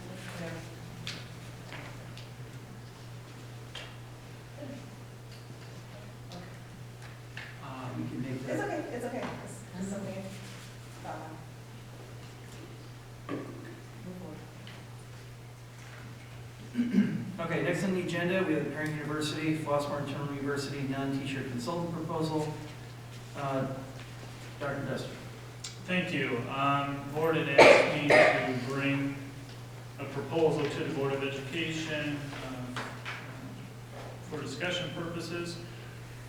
And as you know, we've been doing this for a couple of years, and it keeps advancing throughout the years. This proposal is also connected to our strategic plan as we move ahead with that as far as community engagement and helping to communicate with our community. So with that being said, I would ask Ms. Tomasino to come up and give a presentation. Good evening, board members. On behalf of my fellow administrators, I'm here to talk about the proposal that you have in front of you that is about Flossmoor Internal University as well as Parent University for the February through May timeframe. As you can see in your current document, there's an executive summary, and in that summary it does give you the overarching budget for the two programs together as well as separate. What I'd like to do is just give you a few of the notables and give you some background on some of the history of both of those programs, and then answer any clarification items that I need to so that you can make your decisions. So Flossmoor University, or Flossmoor Internal University, started in 1314, and it started as a system where there was an additional budget based with a stipend. As it moved into our last year, 14-15, we in the school district started to expand what that service offered, and it became not only a stipend-based kind of budget, as well as part of the teacher contract and the support that the teachers do, teachers training teachers.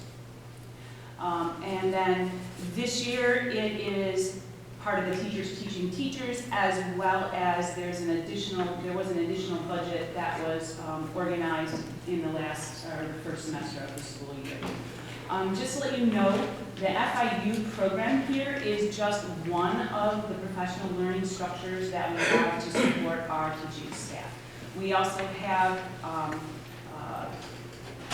learning communities that happen in the building. There's job-embedded training.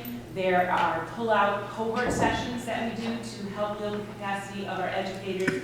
We heard a lot today about the ever-changing business in schools with the new curriculum standards, the new testing, and things like that. So that's a little bit of the history to let you know how do we arrive at getting sessions and the topics of sessions and things like that. You'll see in your proposal there's some needs assessment sources there, but so much of the conversation that goes on in our school district is related to what are the needs of our teachers, what can we put in place to assist them. So you'll see that almost all of our administrative meetings have some sort of connection to that needs assessment and that feedback loop. Likewise, we also have a professional learning committee in our district that gives us feedback, and it's made up of members of the teaching staff, the administrative staff, various people coming together to say, hey, this is what we really need to support our teachers in the teaching and learning environment. We also have informal discussions by educational staff, and our teachers do propose their sessions that they would like to do. There's feedback that happens after each of those sessions. And then also part of our FIU structure is based on a lot of those ISBE initiatives that come down, or some of our strategic planning initiatives in curriculum and assessment. So that's really some of our structure for our FIU and the background for that. You will see in your proposal from February to May then some suggested sessions that would be part of the proposal that you see here. There's also FIU that's done as a teacher to teacher and a part of that contract. You don't see that here. That is currently ongoing. If I can jump over to Parent University, it has a similar history. It started about the same time. It was the 13-14 school year that was the budget was a stipend-based environment. In 14-15, we also had a stipend-based environment, but we did expand Parent University and brought in some experts from outside the district, and those all tended to be grant-based dollars that were supporting that, whether they were local grants that we had here or part of the IDC4 or some other statewide grant system. And then this year, the things that we're doing in Parent University has expanded. Again, we used this past fall, there was an additional budget. And then part of that system where our teachers, we expanded where the teachers are sharing and doing Parent University sessions for our parents. So it's grown, both those programs have grown from their initial 13-14 start until what we have here. How do we go about coming up with Parent University sessions? As you can see in your proposal there also, there are needs assessment sources. And we definitely have that kind of conversation, again, at our administrative level, as well as bringing that to the teachers and saying, here's what we know, we'd like to have the parents understand, here's some programs going across the state. We also have feedback from our parents. We had a survey that happened in, I believe it started in like an April to June timeframe, maybe April to July, saying to the parents, what would you be interested in for the following school year so that we could put the cycle together for this school year. And then after every session, we gain feedback from our attendees to say, what else are you looking for? What else could help you strengthen that home and school connection? So as you can see there, then the session descriptions from February to May related to those topics. At the end of the proposal, you'll see the proposal timeline for both systems, the FIU as well as the Parent University, and the total cost to this proposal. Are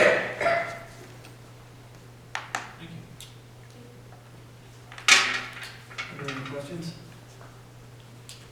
Comments?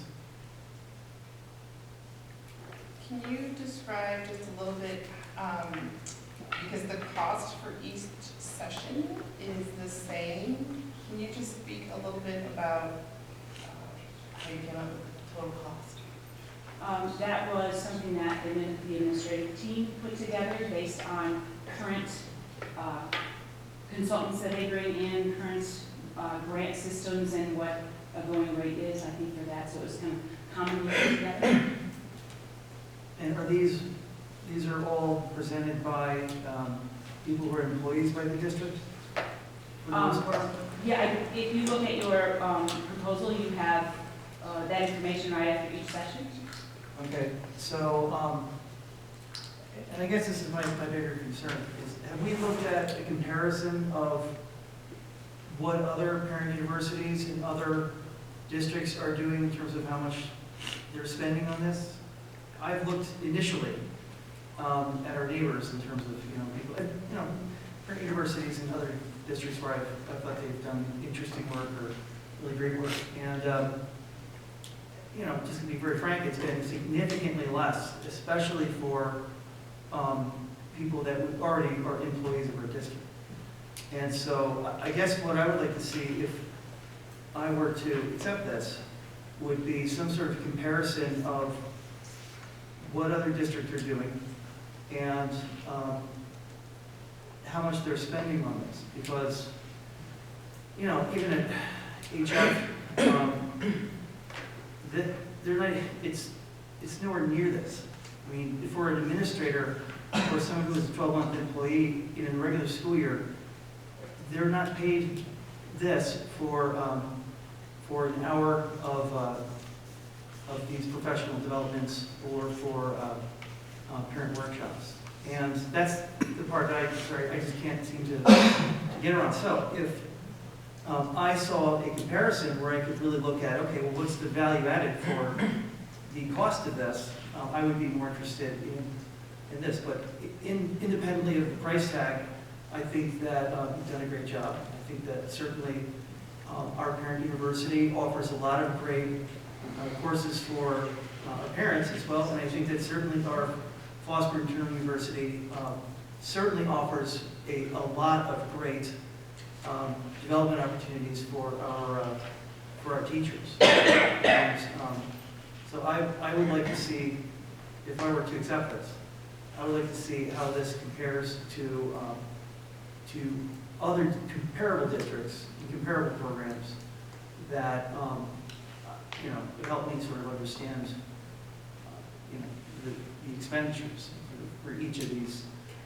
And I would also like to see the numbers in terms of who has been attending for the ones we've already had, and do we see growth from last year? And it really just comes down to what is the value added for the money that we're putting into it. Independently of that, I think that is a great program. I think that we should continue to work with this. Any other comments? I don't personally need to see a comparison, but I do, you mentioned that it was an hour. Can you just, because I'm assuming the amount, especially since it is the same amount for every session for both teachers, the teacher training and parent training, the time allotted for each of these is, because you said it's an hour, so I'm assuming if the presentation is an hour, but there's prep, like, can you just explain a little bit of? Sure. If you look at the last page, of your proposal under the proposed timeline, it shares both with Parent University as well as Flossmoor International University, the time frame that the district kind of has set for those structures and those training sessions. And absolutely, as you just suggested, that person doing that training, of course, would have their preparedness for the session there.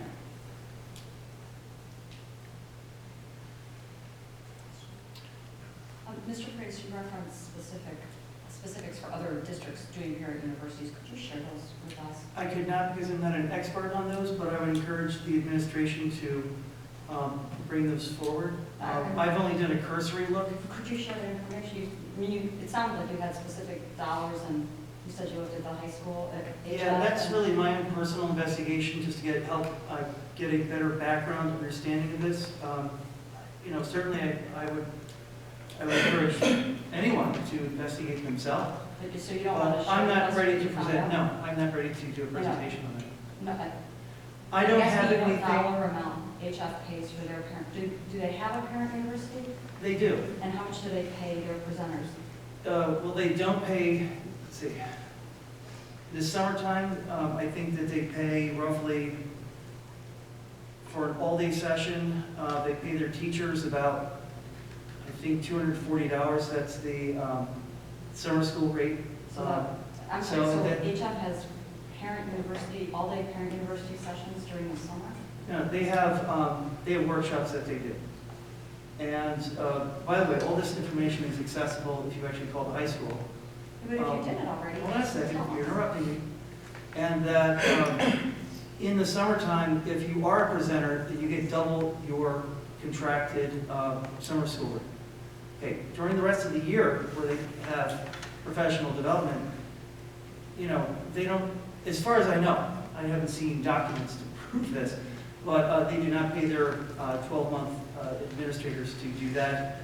I believe there is a compensation of roughly, I don't know, $30, $35, $36 per hour for teachers who are doing workshops with their colleagues. Generally speaking, from what I understand, it's not near this, and it is based on an hourly rate comparable to extra duty.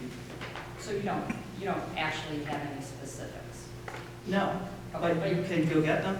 Well, no, but you said you had specifics, so I thought you would share those specifics with your fellow board members. Okay, I'm going to suggest that we end our personal discussion on this, and are there any other comments that anyone else would like to make?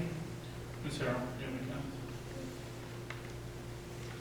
So this is the proposal to the board. Mr. Simmons, do you have any questions?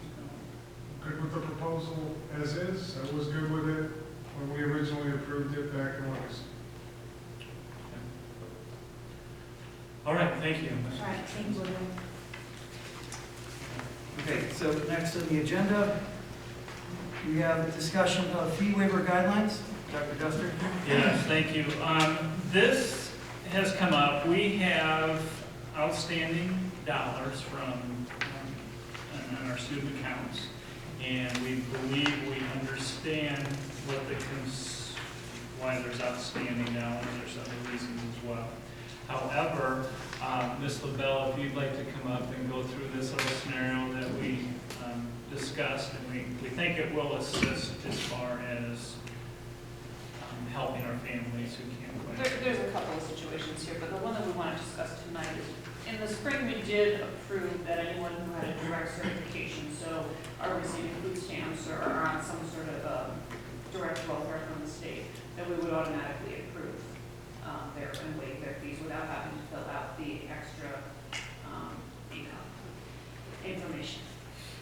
What we're finding now is we have quite a few people who are on free or reduced paying lunch, but they're not filling out the fee waiver process. They're also not paying fees. So we've got an awful lot of people chasing a whole lot of people who don't have the means. So, you know, going through this in my head, trying to figure out what's the best allocation of our resources as well as what's realistic. What I kind of came up with was a recommendation and said, okay, what if we approve free or reduced, anyone who qualifies for free or reduced lunch based on the application, to waive their fees, but test 10% of them. If you are getting free or reduced paying lunch based on income information that you've provided, we will test 10% of those. Those people would be required to come in and prove their income status for us. And that way we know that we're waiving appropriately. If we test 10% and we're finding that the majority of them actually don't qualify under the regulations, we would expand it to another 10%. If we find that we really have a problem, then we reevaluate the whole thing and say, no, we go back to being direct served, and anyone who wants to have their fees waived is going to have to produce the income verification.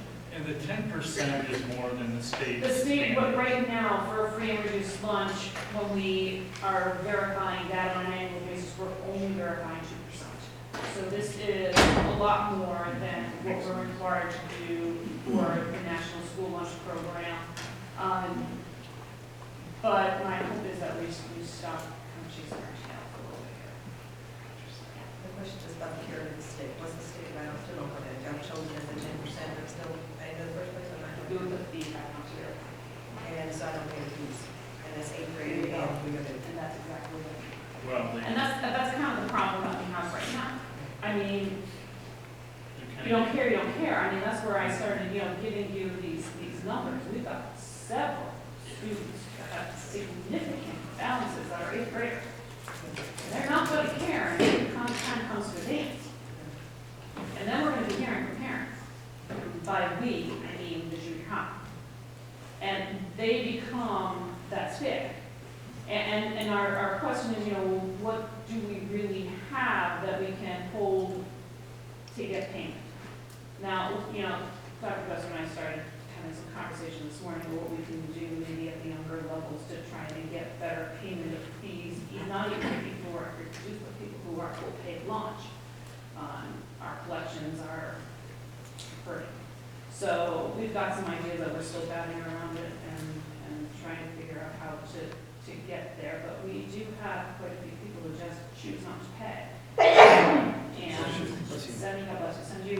sending letters and so on, it's just really not suiting it. We resolved the ban, so the band issue with not paying, they don't start. That one was easy. And that's a question I think we should maybe put on the paperwork. Have you kind of delved into why, if the letter's not working, is it that I'm not making any assumptions about why people don't recommend it on paperwork, but they got to get off paperwork to register. There's not enough, they have paperwork right there. Here's the thing, for your waiver process, Yeah. it's not just filling out paperwork.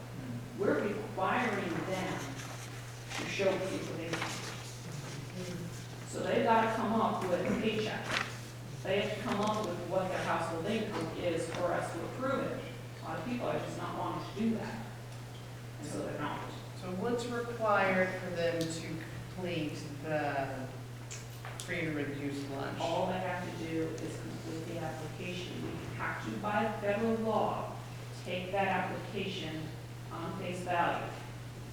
Now, how your fee process is set separately, so there's a separate application that requires them to produce the evidence of that income. I cannot use that evidence to touch that free and reduced lunch application. Okay? So there's this kind of dotted line here that we're going back and forth with. I am scheduled to go to an IASBO conference where we've got attorneys that are talking specifically on this topic because it's become quite a hot topic around the state. What can we do, what can't we do, what are our ramifications, how do we collect fees or not collect fees, especially when we have CPI at 0.7 in a state that doesn't pay their bills.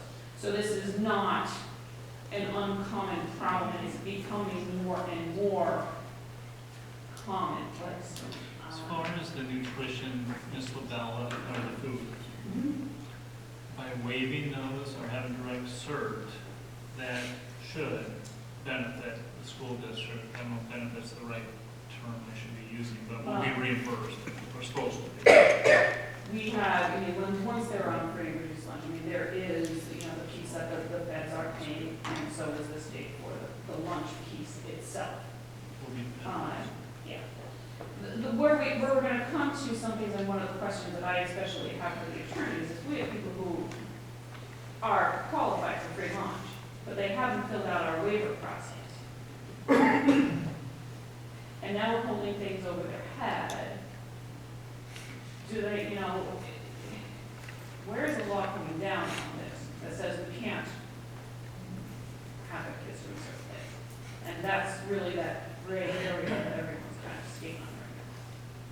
And students are allowed to register even if they have an outstanding balance. Oh, yeah. But in eighth grade, they're done. That's where we are. That's where we catch them. There needs to be some decisions. Mr. Kennedy's waiting for some answers from us. Yeah, we've got a couple of these years, $1,000 and more right now. What have we done in the past? There's been a lot of mixture. Best term to use is hound people for it. It's been tough, and we try to put teeth in the things that we do. That's how we have kind of dealt with it. As far as the past, the rules have changed with the free and reduced applications. We had a direct serve 2 years ago, or was it last year? We did that last year. It used to be they fill out an application, we waived them if they qualify, and it was done. And things have changed law-wise. So this is, we're kind of going back in the cycle, and we need to find out more what we can do legally. As an educator, we don't want to hurt kids, we want them to be able to have the full experience. We should blame the children if they're not responsible for paying the bill. So, but that's the things for the moral dilemmas that we're having. But I also know we have a lot of money that's outstanding, right? Our issue is we can't hold educational curricular things away, no matter what, whether they're free, reduced, or whatever. We just can't. So, it really comes down to the only thing that we have is that 8th grade basis, because everything else is being tied back into the curriculum. Well, there's some other, like literature. It's minimal. It's not $1,000. Right. So. Well, it may not have that dollar value, but it's got an intangible value. Yes, it does. So I don't advocate switching at all. I understand it's a headache, it's not your core competency, but I also don't think it's just forget about it and go with the lowest common denominator in terms of the approval and apply that broadly because it's easy. That's not fair to the tax-paying body. This is my opinion. Can I ask, what do they need to do to prove free and reduced lunch? They have to verify. For the lunch, they just have to fill out the form. And on face value, they tell us what it is of everything. And we get approved, we check. Based on that, and we verify 2% a year based on federal guidelines. Yeah, then the question is the waiver processes. Is our waiver process consistent with that of other districts? I would say that the majority of districts just basically go on to free or reduced lunch application. If they apply and they qualify, very few districts have a separate process like we have here, just because it's difficult to administer. Of that 2% we check, what do we find? Most of the time they come through and they have the information. Occasionally, actually, I mean, in my experience in checking them over the last, 16, 17, 18, 20 years, we'll actually have ones that are reduced and we actually change to free. Some that go free to reduce. Rarely do I see anyone go to full pay. And a lot of times they'll hound them and threaten to not, you're about to lose your free lunch, but they'll eventually come in with documentation. And the documentation is not, it's not overly burdensome. It's a paycheck. But it was a paycheck, yeah, like you have to rent an apartment or to refinance a mortgage or. It's really usually just. Did you say there's a self-esteem issue tied with this, that people are just reluctant to prove that they're free and reduced lunch, or? They're asking for it. I honestly don't know. I think for some, what we see happen especially is as the kids get older, they're not even applying for the free lunch. The kids are going over to bring something or, whatever. They don't want, they're more cognizant of what it means. Okay, and so is it just to clarify, is it the kids who are filling this out or the parents? Okay, so the parents are, but as the kids get older, they're not keeping up with that, they're not pursuing it, and they don't follow up with their parents, and their parents don't keep up. They just, we give them, we give them the application, we provide it. Do you give it to the kids, or do you send it to the parents? Is the application for that not included in the registration materials? I thought it used to be, right? It's on the And we physically put one into the hand of every single parent when they came here for registration. Okay, and we should. Every single parent, or? Everyone who showed. Every single parent who showed. Everyone who walked in the residency, we put it in their hand. We made them go to the station, whether they liked it or not. So at our next board meeting, we will put this up we'll move ahead for approval. And if the board wants us to do it as we're doing it right now, we will do that by voting no. And if you want us to move ahead, of course. Thank you. It's not easy decision, but move along. Okay, next up on the agenda, are there any other questions? Next up on the agenda, we have a discussion of superintendent's evaluation tool. I put this on the agenda because I wanted to give board members a chance to ask questions if they had them. What I'm going to suggest, and also talking to Dr. Guster, is that we put this on to committee. To do so, because we are down a committee member from the super evaluation tool last year, I'm going to ask that board members email me if they have an interest in being a part of this committee, and certainly Mrs. Harrell, I would love for you to be on the committee, but if you can send me some interest as well, then I will go ahead and form a committee, and they can look at this, and they can report back to the board in a reasonable time. Yeah, thank you, Mr. I think the committee need to take a look at it. There's some things that need to be tweaked in regards to it, for example, draft. And then some other discussion. I'd be glad to sit in on the committee with you as well if you need any questions or anything of that nature. Okay. Does that sound reasonable? It sounds like a great idea. How does that affect the timeline you created at the last meeting? The timeline stays the same, but the committee would put forth all effort to make sure they can report back in a reasonable time. Committee will be at 10 o'clock tonight. That's right.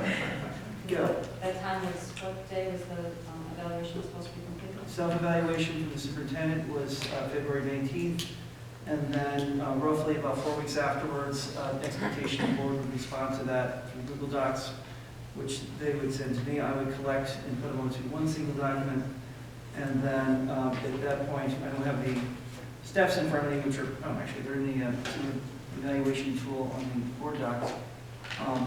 You can all look at them, but at that point, the vice president and I would meet with the superintendent and discuss the individual and summarized responses from the individual 7 board members. So to clarify what you said, the superintendent would fill out his evaluation, then that evaluation would go to every board member, and then every board member would respond to that evaluation? Just like it was last year. I think that's a change in how it was last year. I think that's exactly how it was last year. I thought, I don't believe we responded to his evaluation. I don't think any board member, maybe they were done independently. Okay, when I say respond, I mean, I don't need responding sent to the superintendent. I mean, No, I mean, you're saying that we would see his evaluation and we would respond to his comments as we saw them in his evaluation. yes. So we would not have an opportunity to complete the evaluation independent of knowing what Mr. Duster thought his evaluation Oh, was. no, there is, as I remember, Superintendent completes self-evaluation, provides evidence of supporting ratings, each board member completes evaluation, providing numerical rating and supporting documentation. And the board president consolidates and summarizes into one document for review by the superintendent. Board president, superintendent, review document, board and superintendent, review evaluation, the superintendent provides response to evaluation, final evaluation of final.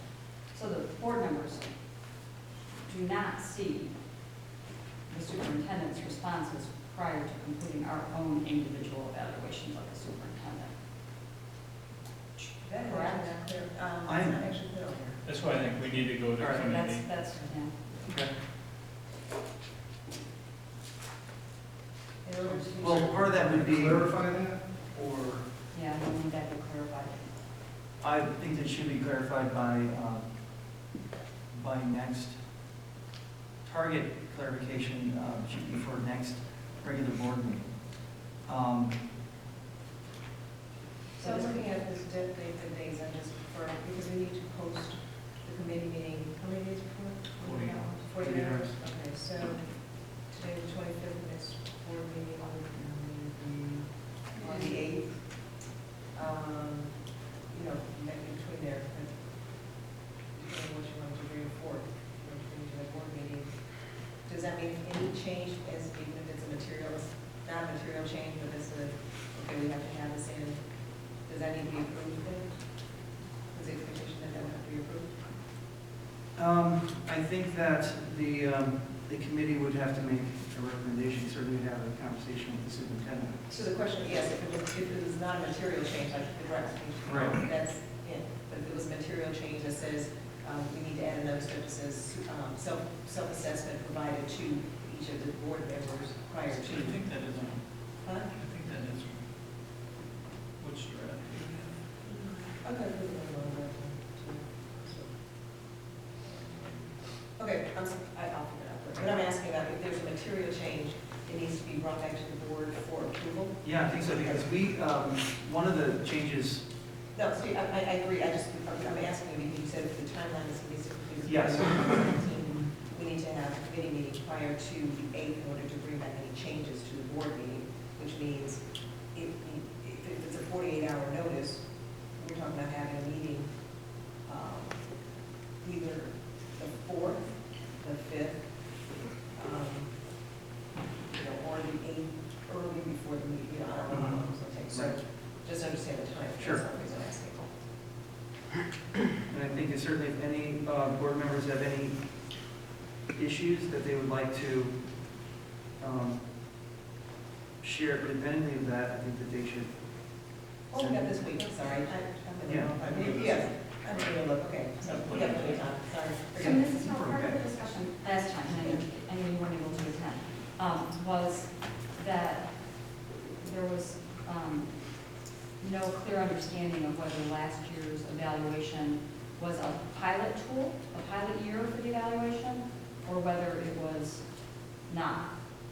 So the question was brought up, I have again, the question brought up is, we have something that is saying this is a pilot year, so first year doesn't mean that it negates the tool itself, it just means, yeah, it means that, or not the tool, but whatever you're doing, right? So the question was, the evaluation is the evaluation, this is the first year we're doing it, so call it pilot, call it not, but if there's any tweaks or changes, have a conversation, and there was no document to to changes that I had or conversations that was had afterwards. I know we had semi formal, like, what did you think? And then it was like, okay, well, it's a tool, because we took it before the discussion with the ISB, right?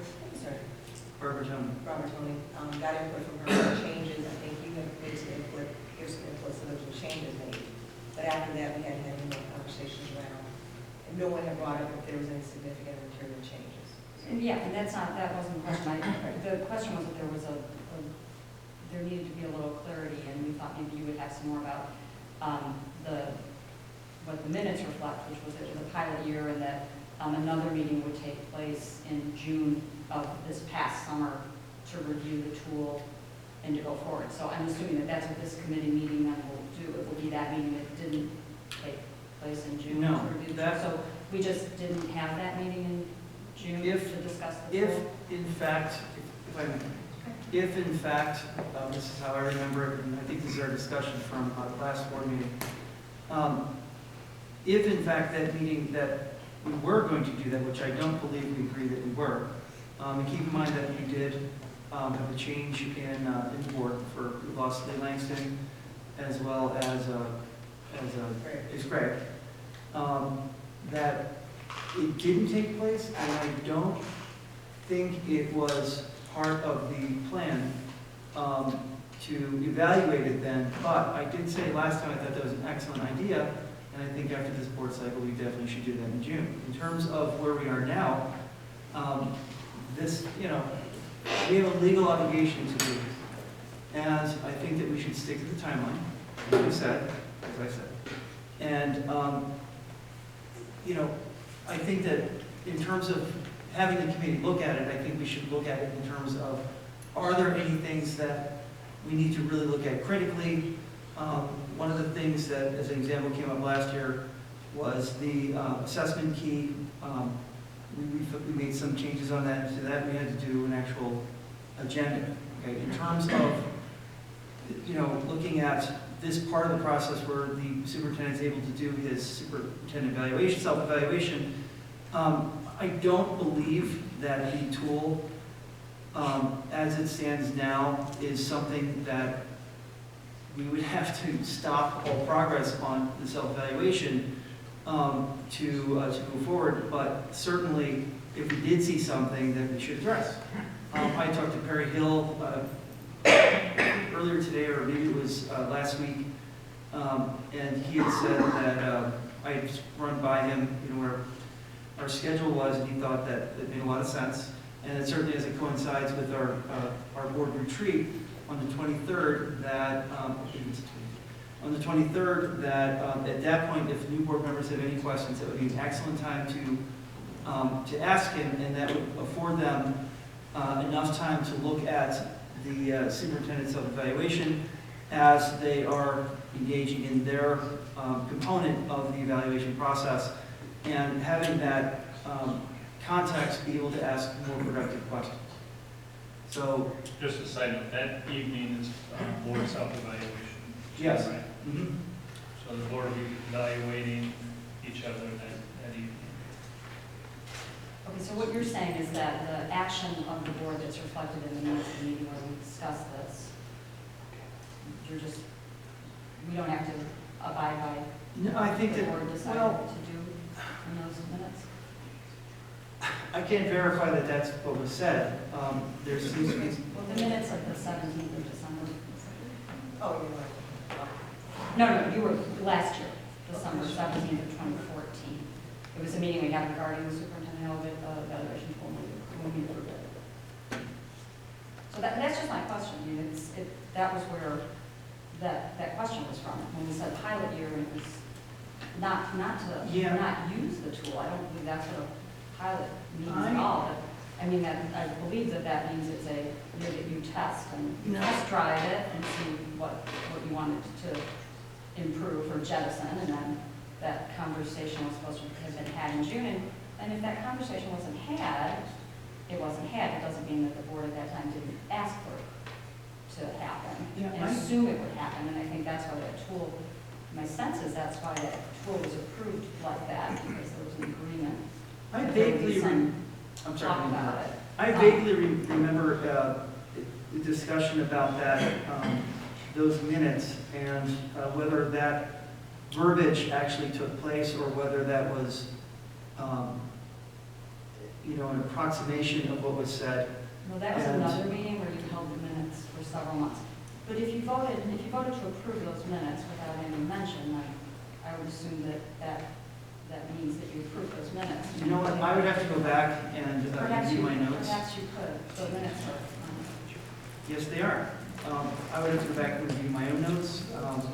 But your and- notes aren't part of the official minutes. So Hey. we're having this discussion now about what we're going to do, and my question is, if this committee is going to reconvene, which I think is an excellent idea, what will that committee do, and what will the timetable be? I think that's a fair question. I think we established the timetable, and I think that we We made don't it know clear who's on the committee yet, that no, I don't. and we don't know what tool they'll be using. What do you mean, what tool? You sent us a draft tool that's completely incomplete. It doesn't have it's got nothing in it. It has no goals, Okay. nothing. None of us can use the tool you sent Those are us. to be populated by the superintendent. Okay, all those, okay, so looking at this, So the superintendent is supposed to we will set go his through own this goals again. and evaluate No. himself against his own goals? No. We did this back in the summer when the superintendent took his goals. Okay, he's supposed to put them in here. Okay, this is how I remember this. And Mrs. Sarah, if I'm incorrect, let me know. The superintendent is to put his goals, populate them into the tool, okay? He is to provide evidence that he has met these, and then underneath we have comments for board members. We took this, we created a Google Doc. At that point, once that was completed, I got a copy of the superintendent's evaluation as it was populated with the goals, which also include 6 ISLIC standards at the end, with indicators of achieving those goals, with the self-rating, and with a list of evidence pieces that support that he has met those goals. With that came a large binder that was tabbed out per goal, so that it supported what his claims were that he had met those goals. So we don't provide the superintendent with the goals. He provides us. They're part of his contract. This is the discussion we had in August. And what about part 2, the board expectations? How is that to be completed?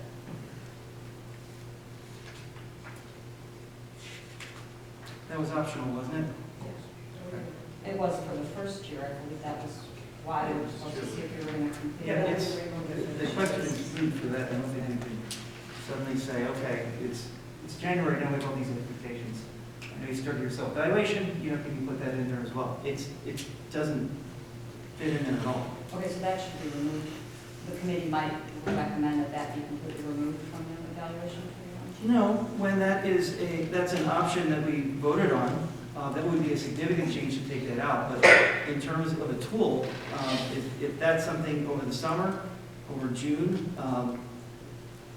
at some point we decided that, you know what, you have your goals, but we would also like more trees planted on the property, and we think you should make that a priority as well. So we wanted to include that in the superintendent evaluation tool.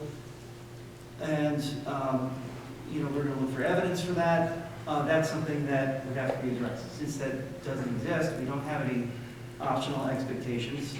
We're strictly sticking with the superintendent goals, which are part of his contract. Indicators that he has met those goals, which the superintendent will include in his self-evaluation, and a binder of sorts of evidence that supports that. Now, in November, the superintendent provided us with a, what do we call that?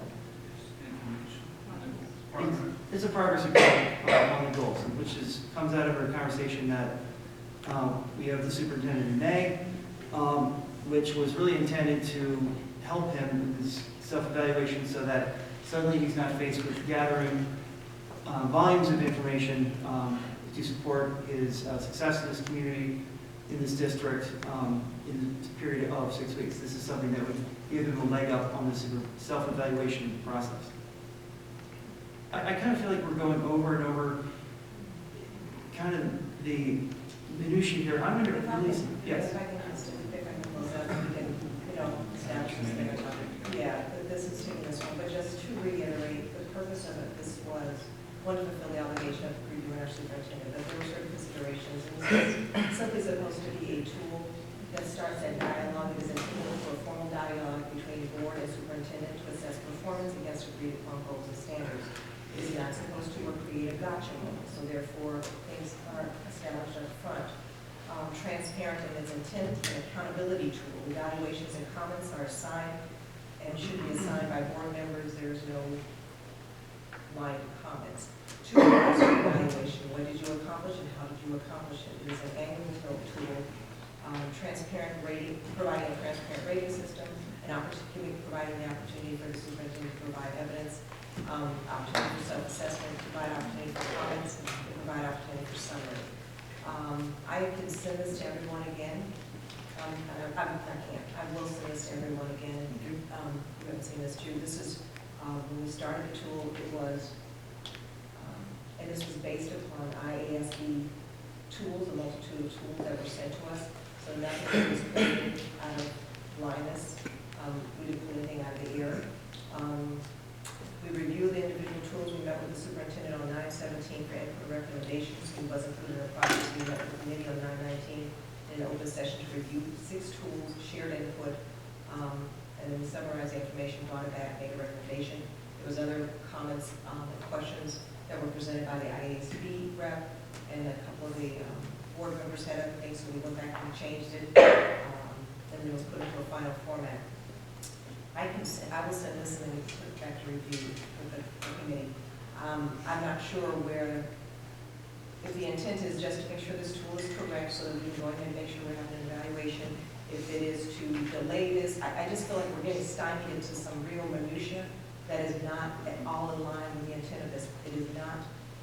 We are to have a conversation with our superintendent and have a means to have it documented so that there is nothing surprising, gotcha, anything else. So my intent is to have a tool we can start to use, and we don't have one we can start to use, because what we have is a draft from last year that doesn't have any goals in it. So what I'd like to say, I would think what the board would, what I'd asked Mr. Paredes for was to get the tool that Dr. Duster had been provided with, which I imagined would have included the goals. I didn't think he would be including those. I thought we would have that complete document for us to begin to look through. We've got a large chunk of information that we've already been, peeling through, and this isn't a... So is this not the tool, or is the tool's not populated? Because I apologize.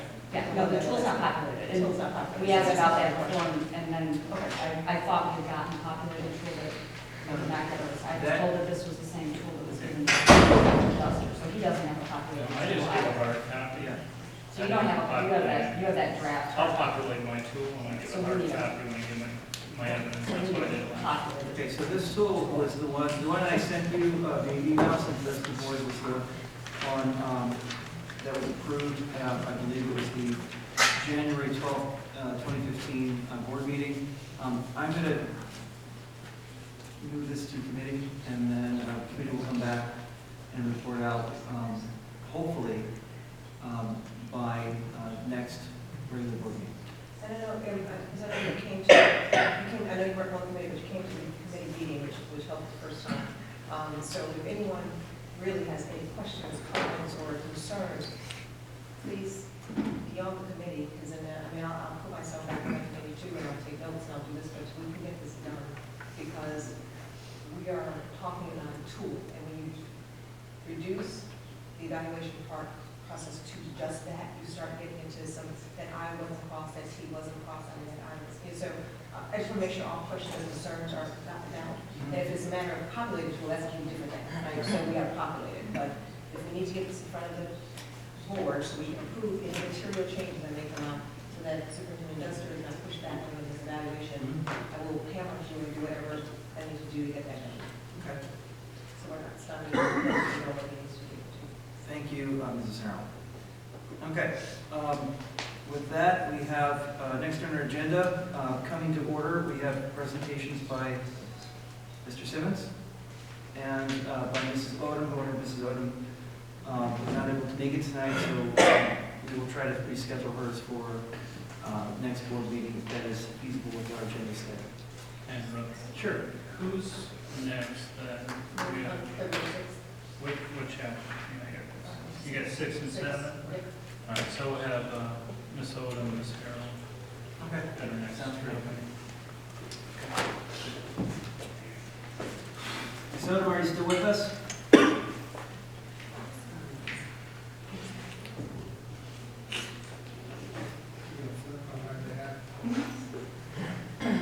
Just throw something at you every time I want to. Good. Chapter 5 is roles and responsibilities. It lays out the different roles on the board and their main responsibilities. It's pretty straightforward. It's actually very helpful for those of us who have had the pleasure of serving on the board for a number of years. This is a nice refresher or review. For those of us who are newer on the board, I think it's pretty enlightening. First goes through the president, and that has the most meat to it. I'm going to hit the highlights here and not read each of these bullet points. I did have this formed as a PowerPoint presentation with lots of fireworks and stuff, but what you see here is just a PDF, which I think is probably best served in the interest of time. The most visible role and responsibility of the president is to preside over the meeting. The president sets the tone and the climate. Fair, reasonable, and impartial treatment. Must remain calm and keep the meeting under control at all times. Effectiveness is driven by a number of aspects. First and foremost, prior to each meeting, the president should be conferring with the superintendent to build the agenda, ID potential trouble spots, and review items in need of further attention. During the meeting, private conversations and digressions are to be discouraged. The president should be strictly following board policy, and the president must do adequate homework and be well informed about each agenda item. Next slide. In the selecting of a president, which is something the board does no less than every 2 years, they operate differently. For some, it's more senior members, others rotate, but the determining factor should be the quality of leadership that the president brings to the role. The president should have knowledge and skills in order to do the job well. The president should be an adept communicator, especially as it concerns the media. Should have uncommon knowledge of parliamentary procedure and must be a leader. If the president is ineffectual, the board will soon be viewed similarly. Next role is the vice president, which is pretty simple and straightforward. Performs duties of president in the event of a vacancy or unavailability, and should largely have the same skill set. The secretary is next. This is kind of interesting. It may be a member of the board, or it could be somebody else. And they are eligible to receive compensation, although we've never operated in that manner. More than 75% choose a member to act as secretary, and that's what we've always done, at least at one time. Keeping minutes and keeping records of board official act, and often, as is the case with us, a clerical employee is designated to carry out many of these duties, and that's what Ms. Perino helps us out with so graciously. The next slide has to do now with general board members. Major responsibilities to be prepared. Questions should be submitted to the superintendent or president prior to the meeting such that there are no surprises at the board meeting. Board should devote most of its time to major issues and policy discussion. The board members should appropriately trust the judgment of the superintendent or other staff expert who may be presenting material. And a main thing is to know and follow board policies in terms of other responsibilities that board members have. In terms of then the superintendent, on the following slide, some of this might be a little hard to read. There was a lot of information. I wanted to make sure I summarized it all. As mentioned before, the superintendent should be meeting with the president before the board meeting to help establish the agenda. Should also be meeting with top administrators to get their input and feedback. During the meeting, the superintendent's chief role is to coordinate the preparation of the agenda, but importantly to carry out decisions that are made at the meeting. I found this next bullet to be incredibly insightful. If the superintendent is to be held accountable, board communications with staff must be through the superintendent. We need to use the superintendent as our conduit to communicating with staff if and when that is necessary. Then we're monitoring performance of the superintendent. The board is the governing body, the superintendent is the manager. The board must place a good deal of trust in the superintendent, and then the board must resolve certain questions with regards to the superintendent. Is it making the correct decisions, or is it being bogged down with administrative decisions? Is there mutual trust and respect? What kinds of problems end up coming to the board? Is the appropriate chain of command being followed? And finally, touches briefly on the board attorney's role. Most boards don't need an attorney in attendance at all meetings, and that is the case with us. On occasion, we do have attorneys present when we know there will be legal issues discussed either in open or in closed session. And matters that do need legal study, we can always refer to counsel if he or she is not present at the meeting. So really, the chapter is all about what are the roles in the board and associated with the management of the school district and the responsibilities that each one of those roles has. Another nice chapter that you can read. I'm happy to summarize it for you and get answer any questions we have. I'm sorry you didn't get to see fireworks. That's right, Mr. Simmons. You know what, if you send out your PDF to the whole board, I'm sure everybody would really appreciate that. That's on board.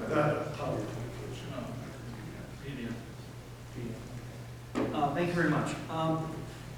Next. There's not a place for new business, but I don't think that appropriately, forgive me for not remembering the word. There's two things I'd like to bring up as a potential item. Sure. The first is the next scheduled board meeting, which is February 8th. Although the board meeting was scheduled well in advance, we're just now finding out a lot of the orientation dates. The orientation date for high school is also on February 8th. And I just asked, and I don't know how to follow this, maybe nothing we can do about it, but I know both Michelle and I have juniors, of which we both missed the concerts for 2 years. Well, I missed a concert for 2 years, you missed it now for one. And several items, which I know that is part of our responsibility, but this is a big deal. And I know that we have some things we need to vote on for February 8th. So if it's just that we want to majority without us, okay, or if there's a possibility of doing a Tuesday or so, I don't know how to do that appropriately, but I think that's quite important. I don't have any problem with moving it till Tuesday. How does everyone else feel about that? I assume that. I don't know if that can be, I mean, I think you have to vote on it. yeah, I'm presenting something, and if there's an issue with it at all, I totally get it, but it's something I want to make sure it's transparent and open. That's something like that. Who would be gone? You two? What about Norm? So, I mean, you would have a majority without us, so. Is that something that we could, We have a special board meeting. we have a special board meeting coming up in about 5 minutes, is that something? I mean, it might be, you have to get a majority, so you can. Yeah, just perfect, without yeah. missing it, that's fine. I just want to make sure that you. Right. Well, how long is it? 6 to 8. We'll talk really.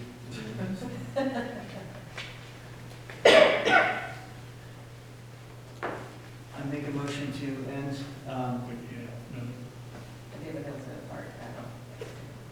make a motion to adjourn our committee of the whole meeting. All in favor, say aye. Aye. All opposed, say nay. Keep it running. Do I have a second? You seconded, okay. Here between me. I have this solver question procedurally. I believe it would be legally correct to leave the 8th on the calendar, but the only people who, and then the only thing on that agenda would be a motion to hold a meeting the next day. Make sure that meeting is published, its agenda 48 hours in advance, and we could accommodate your board members' request to move to the next day. Can't do it today. There's not an agenda item which there's 40 hours notice, but probably can do it by changing the agenda of the 8th meeting to just moving the meeting. Just- Thank you.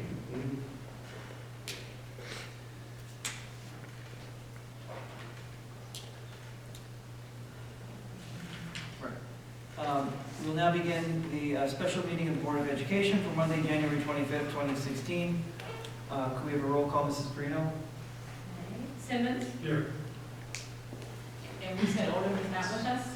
No, she actually sent me a message that her phone had died, and so we can't get home. Okay. Harold? Here. Marks? Worth? Here. Paredes? Here, and quorum is present. First on our agenda, we have approval of non-renewal agreement with STA Positive Connections. I will call for a motion to approve the non-renewal agreement with STA Positive Connections as presented. Mrs. Harrell's first. And Mrs. Harrell second. Can we have roll call, Mrs. Brino? Okay. Harold? Yes. Worth? Yes. Simmons? Yes. Marks? Yes. Paredes? Yes, the motion passes. Next on the agenda, we have approval to seek bids for public transportation services. I call for a motion to approve to seek bids for for pupil transportation services. Mrs. Harrell is first. Second. Mrs. Hort is second. Can we roll call, Mrs. Brino? Okay. Worth? Yes. Harold? Yes. Marks? Yes. Simmons? Yes. Paredes? Yes, the motion has passed. I will call for a motion to end the special meeting of the Board of Education. Harold is first. Ms. Horth is second. All in favor say aye. Aye. All opposed say nay. Ayes have it. Special meeting is ended.